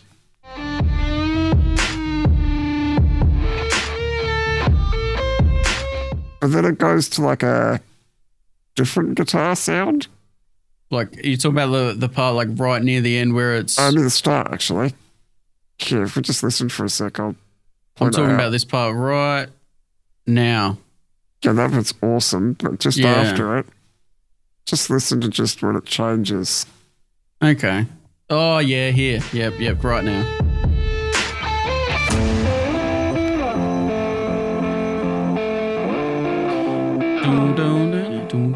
then it goes to that. Yeah, because that's right at the end. That's how they finish the song off with that as well. Okay, I like that initial guitar, and then when it switches, I'm not too keen. And you're not keen on this part here. Okay. No, and it gets really high pitchy. Like it really hurt my ears a bit. Like it's like okay, getting screechy. But only for like a second. Yeah, okay. Because I had it quite loud. Like I'm going to listen to it. I'm going to play it loud. Might as well. So I got obviously it's got the power, the most powerful drums in ever possible. Oh, yeah, you can't think of, just because the way it goes, boo, and it fades. It does every drum kit, yeah, and it's got the distorted humming over it, like you can hear right now.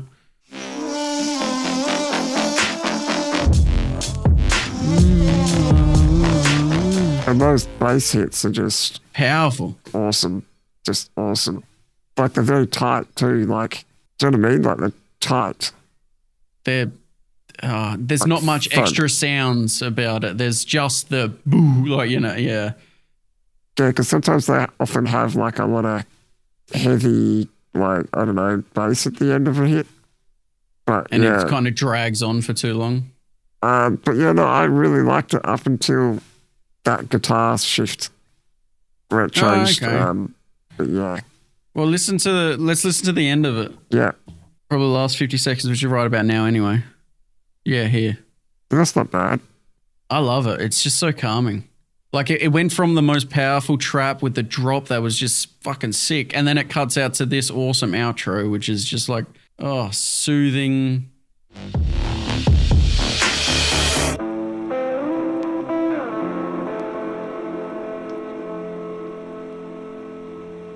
So if I cut out the whole middle bit, I'll be happy. Say that again, mate. I'll cut out from the end of that guitar change to this bit. There. To right now. And then I'll just put that on repeat for 2 minutes. So I reckon this song, I've got it in 2 playlists. I've got it in my trap workout playlist, obviously, songs that are trap to just get you pumped. But I've also got it in my At Molly's House playlist, which is it's the songs I need to hear when I possibly may have taken a drug that makes you extremely happy. Oh, okay. And it rhymes with MDMA. But yeah, that's where I would place it, I think, because it's just so fucking powerful. It gets me pumped every time I hear it, and the drum bass that just fucking hits you in your chest. It's sick. Yeah. Now, what about you? I'm not expecting anywhere, but where would you place it? I could put it as background sort of music. If you've got people over, I could put it in there. That'd probably be, if anyway, I probably wouldn't listen to it on. I wouldn't go I want to listen to this right now. I think because that's the way you said that. The way you said that, then it's a good way for us to because I have put it in this playlist. I could see it in this playlist, and I will listen to it again. You know what I mean? Those are 3 ways around it, because I could see it being in this playlist, but I'm not going to put it in there. But I could see it being there. Saying I don't like it. Exactly. But it's not like you don't like the song. It's just exactly. Yeah, we're on the same page. Yeah, I'm not into that kind of genre, but it's good to hear it every now and then. It is. It's nice to know what the rest of the world listens to. It's good to see other people. No, you're right. It's good to see what the grass is always greener on the other side, but you don't really know until you have a look. Yeah, yeah. And I can definitely see what you like about it, for sure. Oh, yeah. Well, yeah. No, that's good then. Yeah. Alrighty, so we're going to your first one? Yep. All right. So my first one was Fear and Delight by the Correspondents. Mm. And what did you write down for me? So I wrote down, just after the words where he says fear and delight, there's some sort of weird drum beat thing with distortion. Yeah, yeah. And also the energy of the song I quite like. It's quite uplifting. Okay. Sort of, even though it's probably not if you listen to the words, but. Now the lyrics are all about because I did a lyric run through. They're actually. Not trying to down the song, but it's the only thing I like about the song. Yeah, I like that he does it so fast. But he sings so fast without getting tongue-tied. I'm a little boy, was gonna be getting his fingers burned, but I can see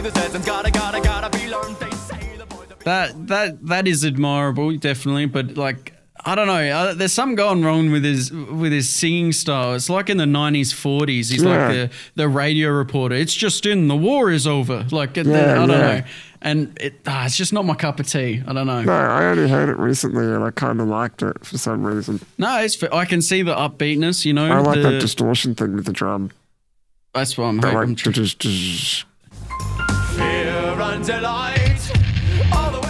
I do like that where it is like a do-do-do-do, you know, it does kind of have that powerful feeling. And what does he say after Fear and Delight?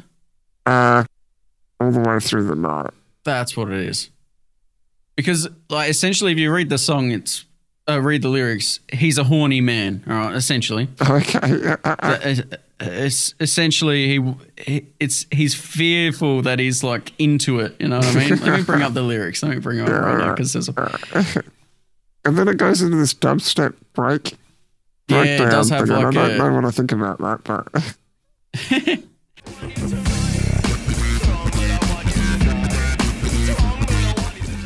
it is odd. Sure. I don't know. It's kind of unexpected. That's why. Sort of. I mean, it's kind of not unexpected, but it is. It's weird. Doesn't quite fit. I don't think.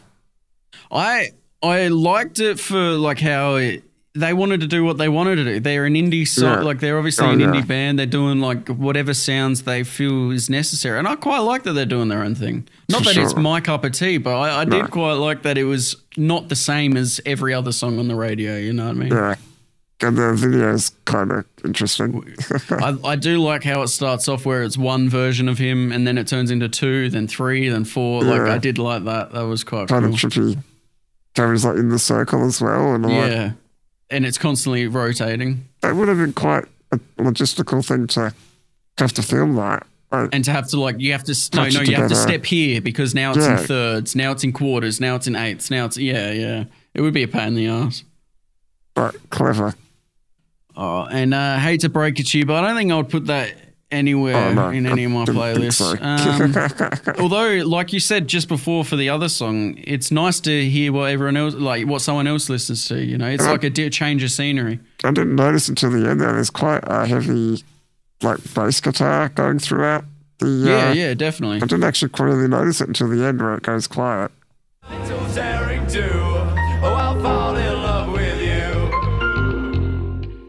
Because everything else kind of fades out, whereas that's a bit more clear.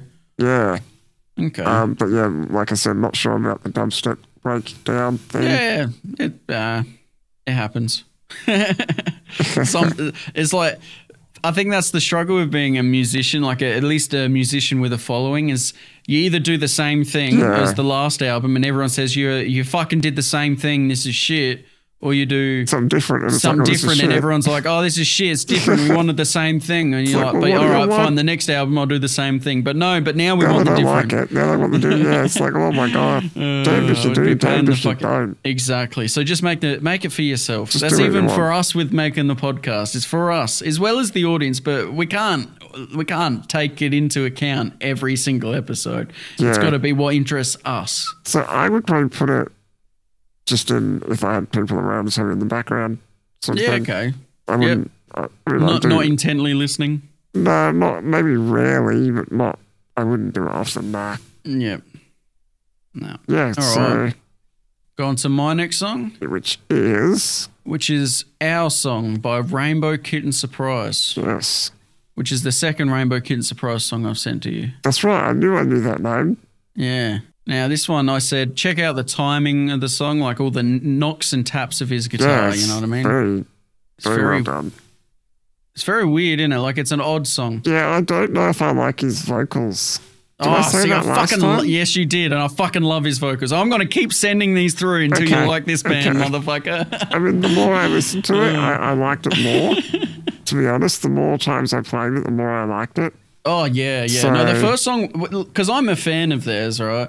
And the first song, when I first heard this song, because it only got released like weeks ago, I didn't quite like it. like I'm like, oh, I like their other stuff. I like, you know, I like a few of their other songs. But then I listened to it again, and then I was listening to their other stuff. I'm like, you know what? I'm going to play that song after this, and I put that on like in the queue, and I now I'm like it. I really like it. So it grew on you like a tumor. Yeah, fucking Tim Minchin. Until eventually we both die. So they got a lot of heavy reverb echo thing going on, which is fine. Yeah, I don't mind some that. sort of distortion. Yeah. I felt with the vocals though at the start, it was hard to understand what he's saying. Yeah, that's quite common in their stuff. I'll be honest. You kind of want to read their lyrics.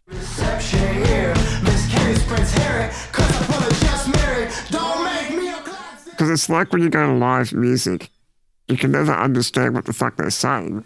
Yeah, it gets muddled up with everything. But at least in the studio recordings, you can still understand them.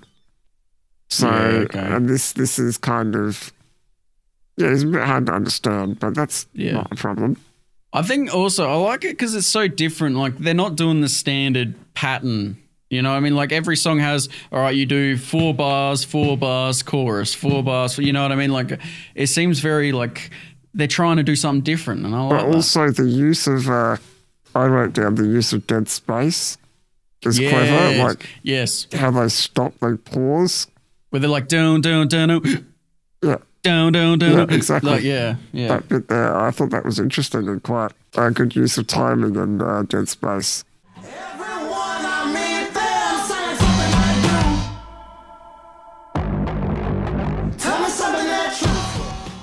Yeah, which is again why I said look out for their timing. I think that's exactly what I was talking about, but I didn't know the word or the reference dead space. But not many artists or music takes advantage of dead space.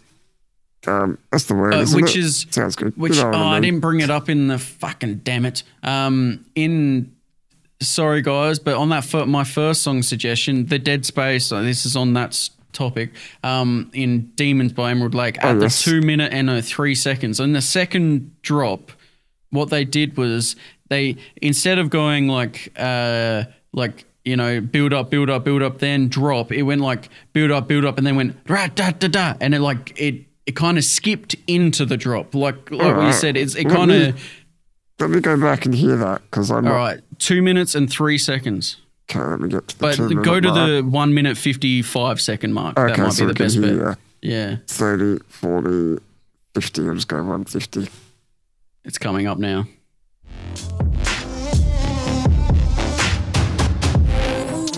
Oh yeah. See what I mean? It like rat-tat-tat-tat into it kind of thing. I thought that was quite cool. Like, because you know a lot of drops sometimes just go do, and that's the drop starting straight away. Yeah. Whereas that was like they kind of skipped into it kind of thing. And I thought that was cool. Yeah. No, that is good. Right. But yeah. Anyway, back into that. Yeah. Yeah. I mean, not many artists take advantage of like dead space and everything they have to their advantage. It's quite a weird song lyrically. Did you listen to it lyrically? No, I didn't get time to do that, but yeah. No, that's all right. It does make sense, but it's quite odd. And a lot of their lyrics are very trippy and weird, which I think your next song that we're about to talk about has something quite similar in the style of like talking about life and whatnot. Yeah, the lyrics are quite, So we'll get into that then, yeah. Yeah, all right. But first, I have this in my drive home playlist. This song is just like a background listening. Yeah, I would also put it in that list of just random list of putting stuff on. Yeah, that would be where I would put it. All right, so we'll go on to your second song. Okay, so this is probably a mainstream band. I'm not sure. They sound familiar. Never heard of them. The song is called The Deepest Sighs, The Frankest Shadows. Gang of Youths is the artist. I'm pretty sure they're on the radio and stuff. I don't know. It just sounds familiar. I don't listen to the radio, so I don't know. And you said you can tell the song's going to build or is going somewhere. And before... I kind of fucked up the spelling there. Oh, you did. I can't even read that. Before it even gets there. Before it even gets there. So before it even gets there. Okay, so you could tell it was going somewhere. No, definitely. It was just it was such a nice build, the whole song. And you said to look out for when the other singer comes in. Did I? Oh no, wait. No, and at the start, it's another singer. Oh, no, sorry. Sounds another singer. Sounds older than he should. Yeah. Well, I don't know what he looks like. Maybe he is old. To be wanted with truth and make formidable love. No, he's like 25, 30. Damn. Yeah. Well, I don't know. That's from the picture. I had a quick look. Yeah, okay. I'm like, if I'm going to say this, I'm going to make sure he's young. My I first, think he's fairly young, yeah. my first note is ... powerful in caps. Okay, yeah. Because it is a fucking powerful song. His voice at the start is like, I like his voice at the start. That deep. I like his voice. It's good. And then he goes a bit higher. But yeah. Just stand in the darkness and laugh with your heel on its throat. So it's a very progressive song. Like Yep. it's slow. It gets really loud at points too. Like That's- hectic, like Yeah, lots peaks. of stuff. Yeah. Won't you feel me tonight? Goddamn, do you feel me tonight? And there's a brass sound that comes in at some point, and I thought that was a little bit much. That kind of hurt my ears a bit.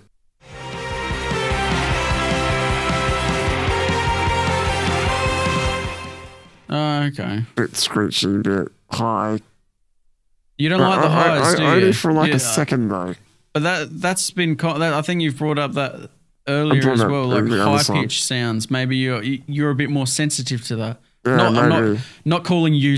No, I'm just like you're. My hearing is more. Yeah, you're more attuned to that. Yeah. Yeah, it's Maybe. like I don't know. if I hear Adele sing, it's like my fucking ears. Jesus. Really? Okay. Yeah. All right. See, so there's Far the out. difference. Yeah. No, fair enough. It might just be you needed specific equalizer to get through that. Yeah. Yeah, but it was only at specific points, like for a second, certain Yeah, okay. notes, and be like, my ear, sort of. Maybe my ears. Maybe are a it's bit- like those bloody dog whistles. You know, you're blowing it and there's no sound, but the dog is gone mental. Yeah, They're fucking yeah. and That's you're like, me. what are you? But it's no. Yeah, you're the dog, mate. I did a lyric run through with the first listening to this song, and I'm glad I did because it was. I learned a few new words as well, which was cool. Okay, One word was malaise, which I've never heard before. I think I've heard it before. It seemed familiar, but I have no idea what the meaning or context is. And yeah, I saw that in it's- the lyrics, but I didn't It's know what it a meant. sense of being uncomfortable or ill, but not knowing the cause. So, Okay. you know, you feel unsettled, but you can't know quite why. pinpoint why you feel unsettled. Just not right. Yeah, exactly. That's the better way. You're not right. So there's something off. Yeah, exactly. There was also another one, which is the word that he ends on, which is like and the triteness of being human or something. Oh yeah. And I had to look up triteness because I'm like, I've heard that. Don't be trite. Stop being trite, which What does is that mean? I think I know. unoriginal. You don't. It's okay. unoriginal or dull. So you know, walking the path that everyone else has walked before is quite Okay. trite because everyone's done it. Yeah. No, I thought it meant something else. Because I've only heard it used in like you're handing in something to get marked by a teacher or whatever. Okay. And it's being rated as trite because you've just copied and pasted everything. There's no actual. You haven't put any of your own thoughts into this. You've just assembled other people's thoughts. That reminds me of the fucking at school with the always gotta use your own words. Yeah, fucking. God, All right, fucking but mad. now that I've read this sentence, I just those are the rewrite words it. I would use. Exactly. So what? I just look up fucking synonyms. Like what? Oh, give what me a do you want? thesaurus so I Yeah, can fucking exactly. throw it at you, cunt. That's what I used to do was on Word. Then right click on the word and go synonyms. Yeah. That's all I would do.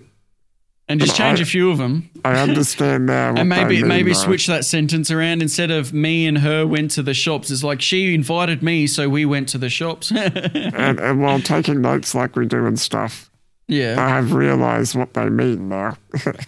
Don't just copy it. Don't Yeah. use your own words. I understand Yeah. what that means.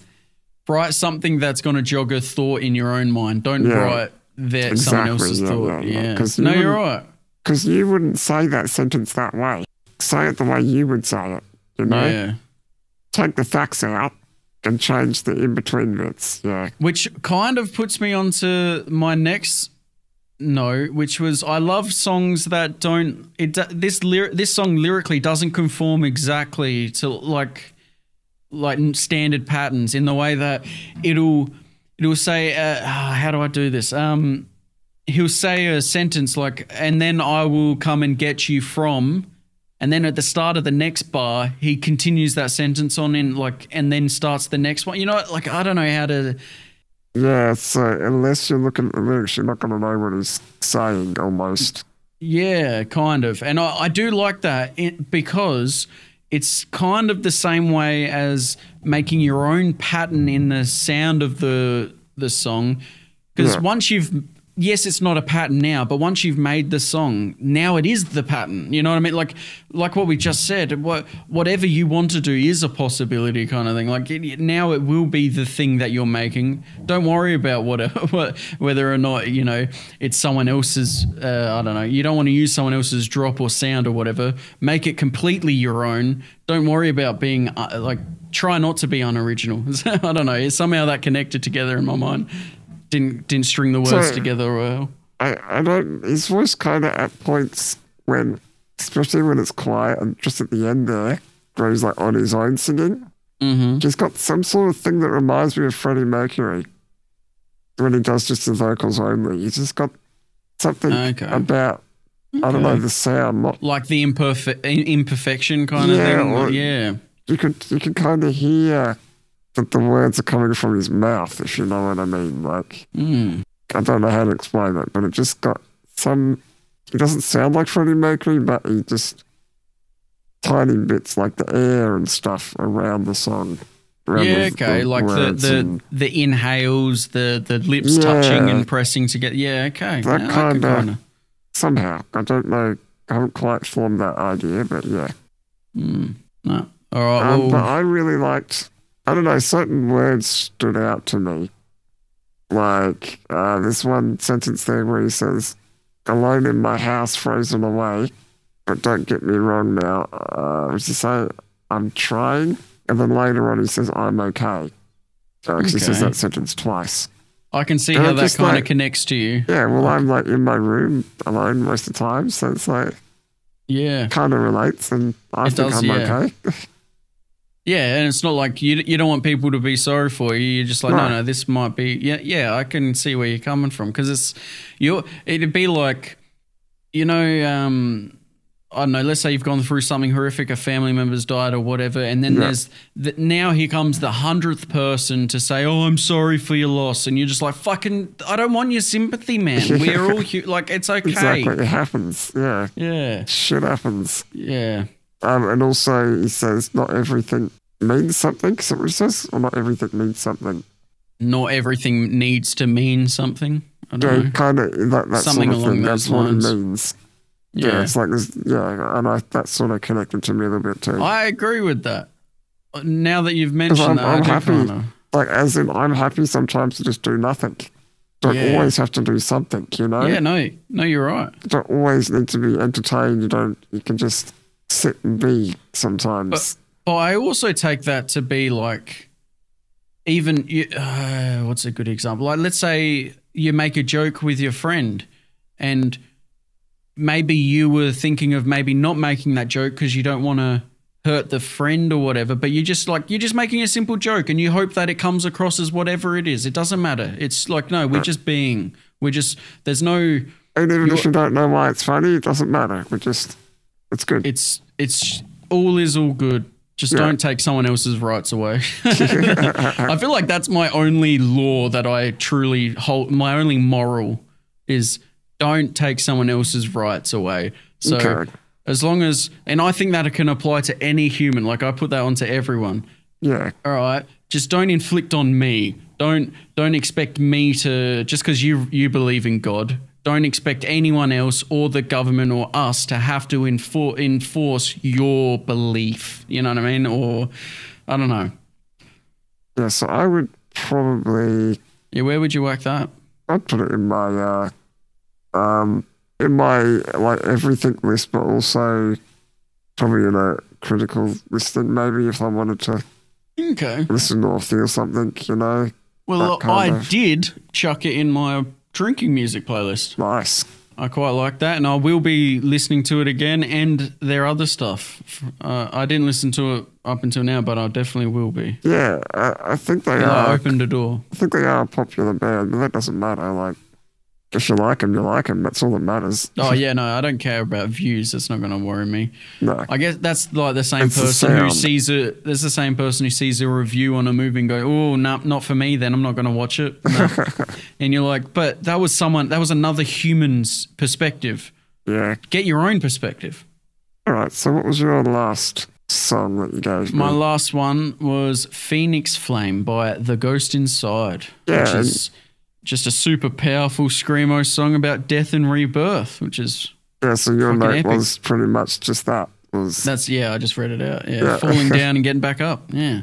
So talking about builds, what a fucking build in this song. How much does that go from just nothing to something? So yeah, it was pretty good. I mean, I don't like the vocals, which probably doesn't surprise you, No, But- not really. but the instrumentation, fantastic. But when you say Because, vocals, do you mean even I mean the the like screaming. when he's going breathe in, breathe out, or you mean the Just the screaming. actual? Yeah, the screaming. Okay. Just the hardcore screaming stuff. I'm not. Yeah.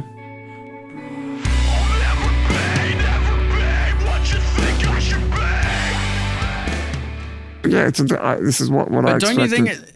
Don't you think it's kind of like necessary? Like it's because it's so like this song is the most powerful song I can think of in my mind. In my mind, guys, I get it. Everyone's different, but it's just like you need to be screaming because like when you stub your toe, you don't go oh whoopsie daisy. You go ah fuck cunt. You know what I mean? Like, and I'm not saying that losing someone is similar to stubbing your toe, but that's what the whole song is about. It's just an emotional vent, and he's like, ah! I love it. Yeah. So it's like you got this very calm acoustic, like it's quite calm, and then it's got some vocals coming in.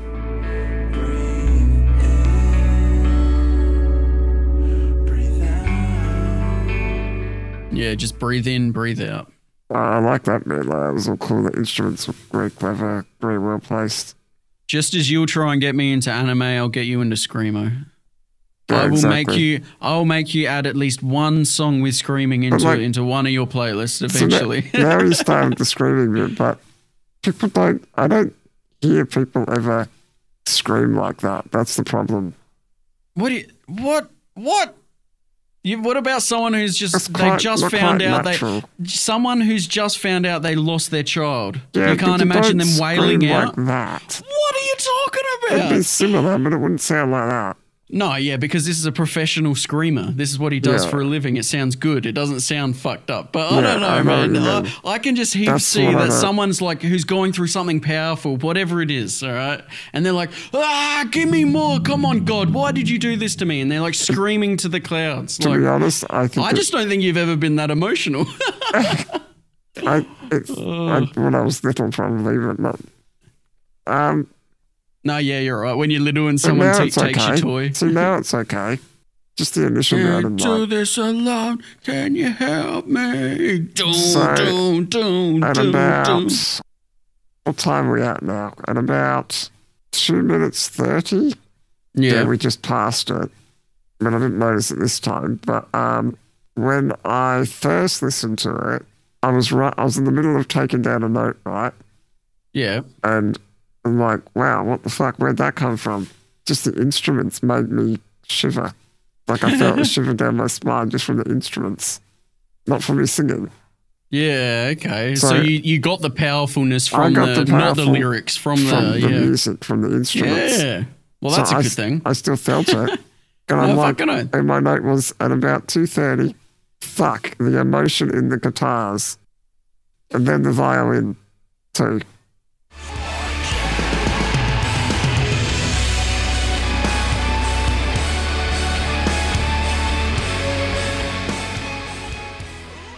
Yeah, Like- it's just so. Sorry, guys, it's on the background. So, Yeah. but yeah, it's so. I mean, so not sure about the initial vocals. Not my cup of tea. No, fair enough. You're not into. I get that. I'm not the going to try and instrumentation, justify. perfect instrumentation. But listen to the lyrics here. How it's like, this is how it ends. We fall, we mend. Burn and start again. Rebuild, forget. Lest we forget. And that's how it ends. Like, and obviously it's got the breathe in, breathe out over the top of all of those. But like, what a fucking, I love it. Definitely, I love it so much, man. Definitely artistic. See, this is the thing I've always had with this sort of music is I don't like the vocals, but I love the instruments. It's fantastic.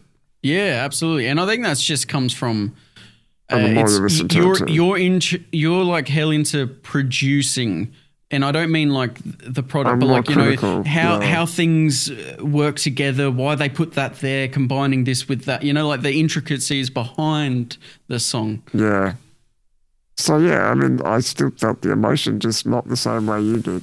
Yeah, no, I mean, obviously I'm a bit hurt because you don't like the lyrics, but you know, I don't like screaming in general, and I'm no, not used, exactly. I I'm can't not take used that to personally. music. I'm No, not used you're to right. and I can't follow your music. I understand why you like it. Hey, well, and Like for with the other starters, I songs. shat on your first song. You can shit on this one, all right? I don't wanna, there's nothing wrong with this song, though. No, I'm That's the thing. This song is fantastic. No. This song is fantastic. I think Just- as well, I think we both have done a very good job of saying, like, just because it's not our cup of tea doesn't mean it's not someone else's. Like, I think, yeah, no, you've done we're that not very well. biased. We're very not biased people. Or at least we're and we aware try of not our to be- biases. Yeah, we're aware, and we try not to be biased, but And if we are, please fucking let us know. Go whack a comment sure. on any of our like Instagram, Facebook, whatever posts. Leave us a message on Anchor. We could listen to it. That'd be sick. yeah. If Tell you us want to. whatever you want to tell us. Hell, Does even it- give us you can even suggest us something. Maybe Something to tell us watch an or- album or a specific song. Yeah, or That'd be something to killer. watch, a movie, or Yeah, movies, anything. or even if you don't want to talk about what we talk about, anything, just whatever. Just, Or just say, Ryan, stop cutting Stephen off. Let him speak, or yes, vice yeah, versa. exactly. Anything. Just give us criticism. We don't mind. Or Stephen, get a new co-host, or Yeah. You fuckhead. What would we call our podcast, our separate podcast? Who keeps Macrocosm? yeah, no, we have to split the name. We have Macro and Cosm. I can split the name. No, you get Mac and I want Rocosm. I want the M on the end. You can't have that. All right, Macro and Rocos. Fucking hell, anyway. But also just on that song still, Yeah, it reminded me of Sleep Makes Waves, which is don't know if you know that artist. Doesn't ring a bell. They do heavy metal like this, but no vocals. Oh, okay. Yeah, they do instrumentals. Instrumental. Yeah, okay. They do have occasional little vocals as like sounds and stuff, but not. Yeah, okay. There's no words as such. It reminded me of them, which my brother listened to a lot. But yeah, we went to a concert once for that, which was pretty cool. But That's cool. I could imagine something powerful like that at a concert would be sick. They are like OCD about their sound. Like they meticulous with the instruments, and because that's all they do, I guess they're not singing, so they Fair have enough, to. though. Yeah, if you got like you kind of can't hide. Like the music has to be bloody skillful, otherwise, because there's no like lyrics over the top, kind of hiding everything. Yeah. So I've got this song in my self-titled playlist, Ryan, which is intent listening, and I've also got it in my At Molly's House playlist because again I like punching the floor with emotion when that song comes on. It's fucking sick. Yes, that would be a good. I can see that being good for that situation. That would be awesome. Because like it's like a vent, man. You're like, because as much as the song means what it means, but to you it has your own meaning. You're like, I can remember one time listening to it back when, I don't know, it would have been finding out that your childhood dog had died or whatever, and you're like, you're like eyes are watering up and you're fucking thinking about what you're going through, and you're using this song to help you kind of coach yourself through this fucking shit feeling. Yeah, it's bloody awesome. And I think that's another difference with us is that you're you're not an emotional person, but you are more in tune with your emotions, I guess. I think so. I'm too logical. I can logically. You're a pragmatic. Yeah, I'm too logic, so I don't get emotional like that. I kind of like I don't know, what's the word? I kind of not You convinced. think you but think yourself, or they logically- compartmentalize. Yeah, I logically go, oh, well, this is why it's happened and all this stuff. Like, oh, this is just what happens in life. Like, Yeah. people But I die, shit still do that happens, because but I yeah. think I'm a pragmatic. Yeah. Like, if you compared me to my mum, you would get like night and day difference. Whereas like I'm not emotional. If you're comparing me to her, she's like 100. I'm like a 0.01. You know what I mean? But yeah, maybe like it's all just depend because I do rationalize. That's how I get through things. But I think I also do get emotional. But Bit being more so than aware me. of, you kind of got to be aware of the emotion to be able to get through it. Because it's okay to get angry and pissed off and want to punch a wall. Oh, yes. But then Yeah. within 5 minutes, are you still in that same state? Can you read it and go, oh, no, because, I got cut off by that fucking dickhead and I thought I may have crashed the car, which then you run through all the possibilities of that. And I you guess know, also you can punch things. I can't. well, yeah, exactly. I literally have a physical way out and you don't. Yeah, no, you're right.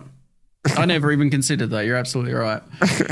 What happens when you get think of your most frustrated moment ever? I'm not saying it probably isn't. I don't really get angry. I just. But do you I'm imagining back when you used to use your mouse. Like, yeah. You're like, "Ugh, fucking. Yeah, okay. No, fair enough. Because I think you're almost a bloody Buddhist monk in a way. Because, yeah, exactly. Because no matter what, you have to think through it. Whatever it is, just think through it. Get through the thinking of it. And or distract yourself with YouTube. well, yeah, that's true. Yeah, That's a good exactly. tactic. Yeah, fucking great tactic there. Find something else to worry about. Oh, shit. No. Alrighty. So what was your last song there? So my last song is Old Souls by the Heartaches. And this is the one where you told me to look out for both of their voices when they get together. Yes, there's a male and female vocalist. Not the bloody other one. So my note to you was, I like the build-up. It's quite raw. Like, he's not a great singer, but it's honest, and both their voices sound good together. Yeah. And also, yep. And also at 2:20, there's a bit where the drum fades out and changes pitch or something. Yeah, okay. It's quite interesting. Definitely paid attention to that part. My first note was sounds fucking Australian. Sounds like they're from Australia. Yes. It's like just in the voice. It sounds like they should be smashing tinnies. You know what I mean? Like they're fucking, they are Australian. Like. Yeah, I mean, I'm guessing. It's kind of a punk band, so yeah.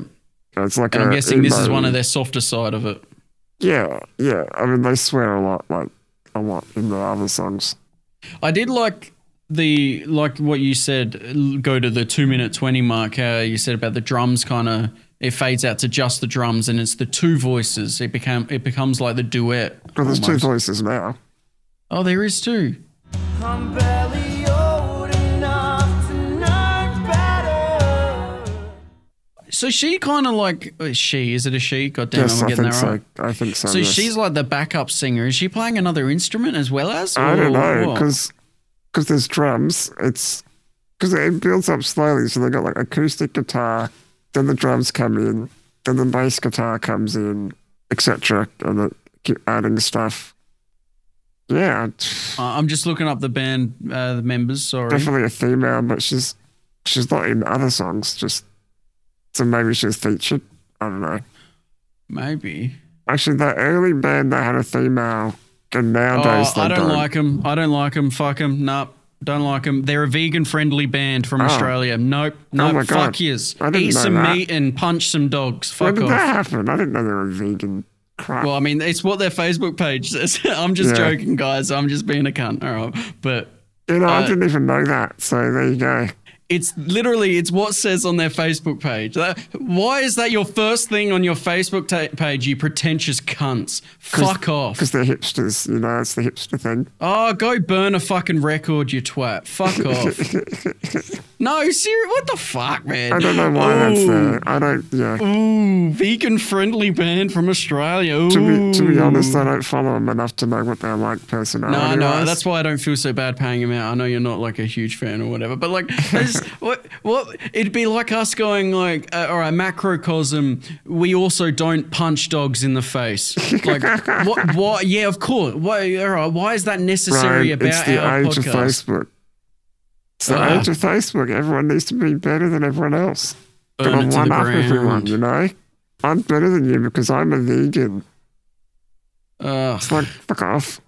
Patting yourself for like liking a Facebook page, but you didn't actually donate to them. You just Anyway, liked a page. This isn't about the people. It's about the music. Yes. And I liked the song until that moment. No, I'm joking. No, anyway. So I like that the instruments are all very clean. Yeah. It's pretty Like, good it's- indie rock stuff. I like it. It's very clean. Like, they haven't done too much altering of the instruments. When you say clean, like you're right. It's not clean as in tight or whatever. No. It's like you can hear the imperfections, the fact that it is raw. It's like I don't know. Yeah, he's a shit singer, but it doesn't matter. It's about the emotion. But not just his singing, it's like the guitar, like the actual recording. I feel like yes. it's obviously not the greatest quality of all time. And so what genre does you it can say really that? hear it. When you Google it, what genre does it say they are? Is it punk or Well, I just called it indie rock because that's what I assumed. 1 second, let me go just back. because I'm just curious too. The Heartaches. Alternative indie rock. Okay, I thought there was a bit of punk in there, but maybe I'm wrong. Maybe some of their other stuff is. I mean, Yeah, it's probably. But all their music is like that though. It's kind of like the genre that they have is that they just use raw instruments. They don't like it's a very raw recording. Like there's no. Oh, it's excessive two EQ. people. There's only 2 people in the band. Oh, they must have changed. Ah. But they have like a drummer and guitarist and all It's just a sorts, drummer like- and a guitarist. The guitarist is the singer. And maybe they dropped off some members because we saw them live once, and I'm sure. Or maybe it was just the two, the Well, drummer 'cause- and the guitarist. It may be. Because they could have had like, you know, the people that were following him around on the tour, like, you know, hey, come on and help be a feature on one of the songs or whatever. Yeah, I'm guessing. yeah. But no, it does say only 2 members. Okay. And the original creator is Ben David or something like that. Right. But anyway, let's not get Also, I like how the vocals, they don't, not too much, but they start to get more aggressive towards the end. Yeah, kind of like more powerful, like there's a bit more grit Yeah, it's a to bit them. more power behind it. Yeah. Yeah, power, A exactly. bit more exactly emotion that. behind it or whatever. Yeah.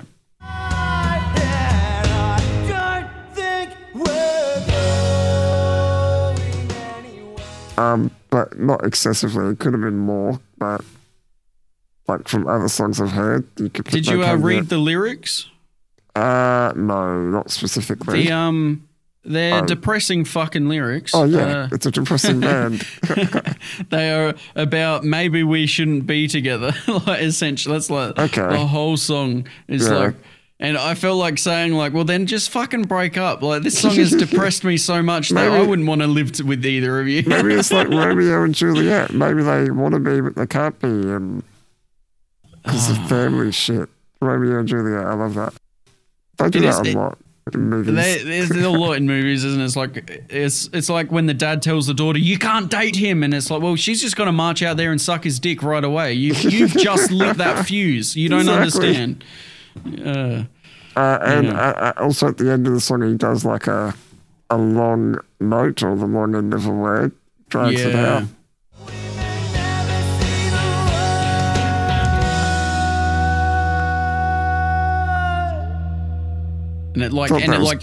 And it's strung out for like 13 odd seconds, and it's like, at the end of it, you know, when someone's running out of air and their lungs is like breaking. I love that. I do love that. And you hear that final when they just stop singing, the air just comes out like that little leftover bit or goes in or whatever way it goes. Yeah. No, definitely. So what about you? Where would you place it, or where have you placed it? In my just random background list. Now, a critical one though. I do like to play this song really loud because I like the vocals.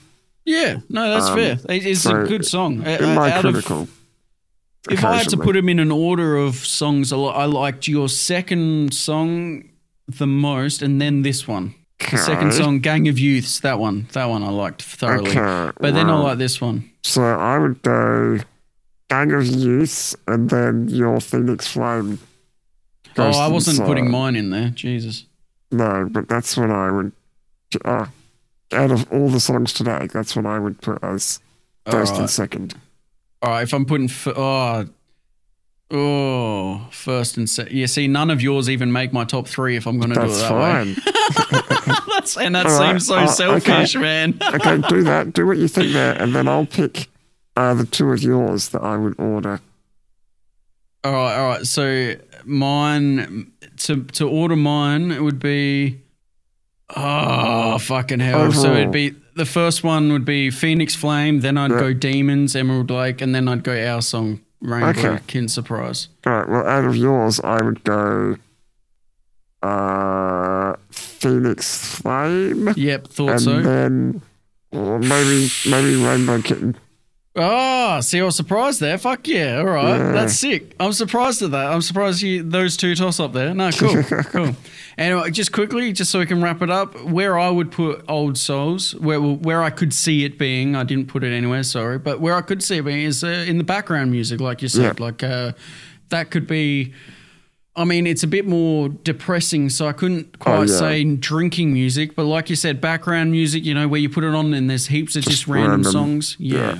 That's Yeah. where I could see it being. All right. Fuck yeah, that was a sick one. What do you Cool. think, Stephen? Yeah, I think that was good. All right, so shall we plug? Let's Yeah. if anyone wants to follow us or, you know, please rate and review on iTunes. That'd be sick. Go follow us on Facebook. Was it Macrocosm Cast? Yep. Just chuck that in the Google. I'm sure it will come up. Also, we are now on YouTube, so Yeah, our YouTube page. You've got a sick little cool visualizer thanks to our friend Stephen here. not sure how you get to our channel. You'll have to probably find the links in the description because Or easiest like- option, I think, for everyone is just go to Anchor, and that has Yes. every link in it. That every link's there. Yeah. It's not a struggle at all. 'Cause although YouTube won't be there, you'd have to look at one of the descriptions for one of the episodes. which is fine. We'll sort that out. But anyway, Yeah, it's all work in progress. Yeah. So, yeah.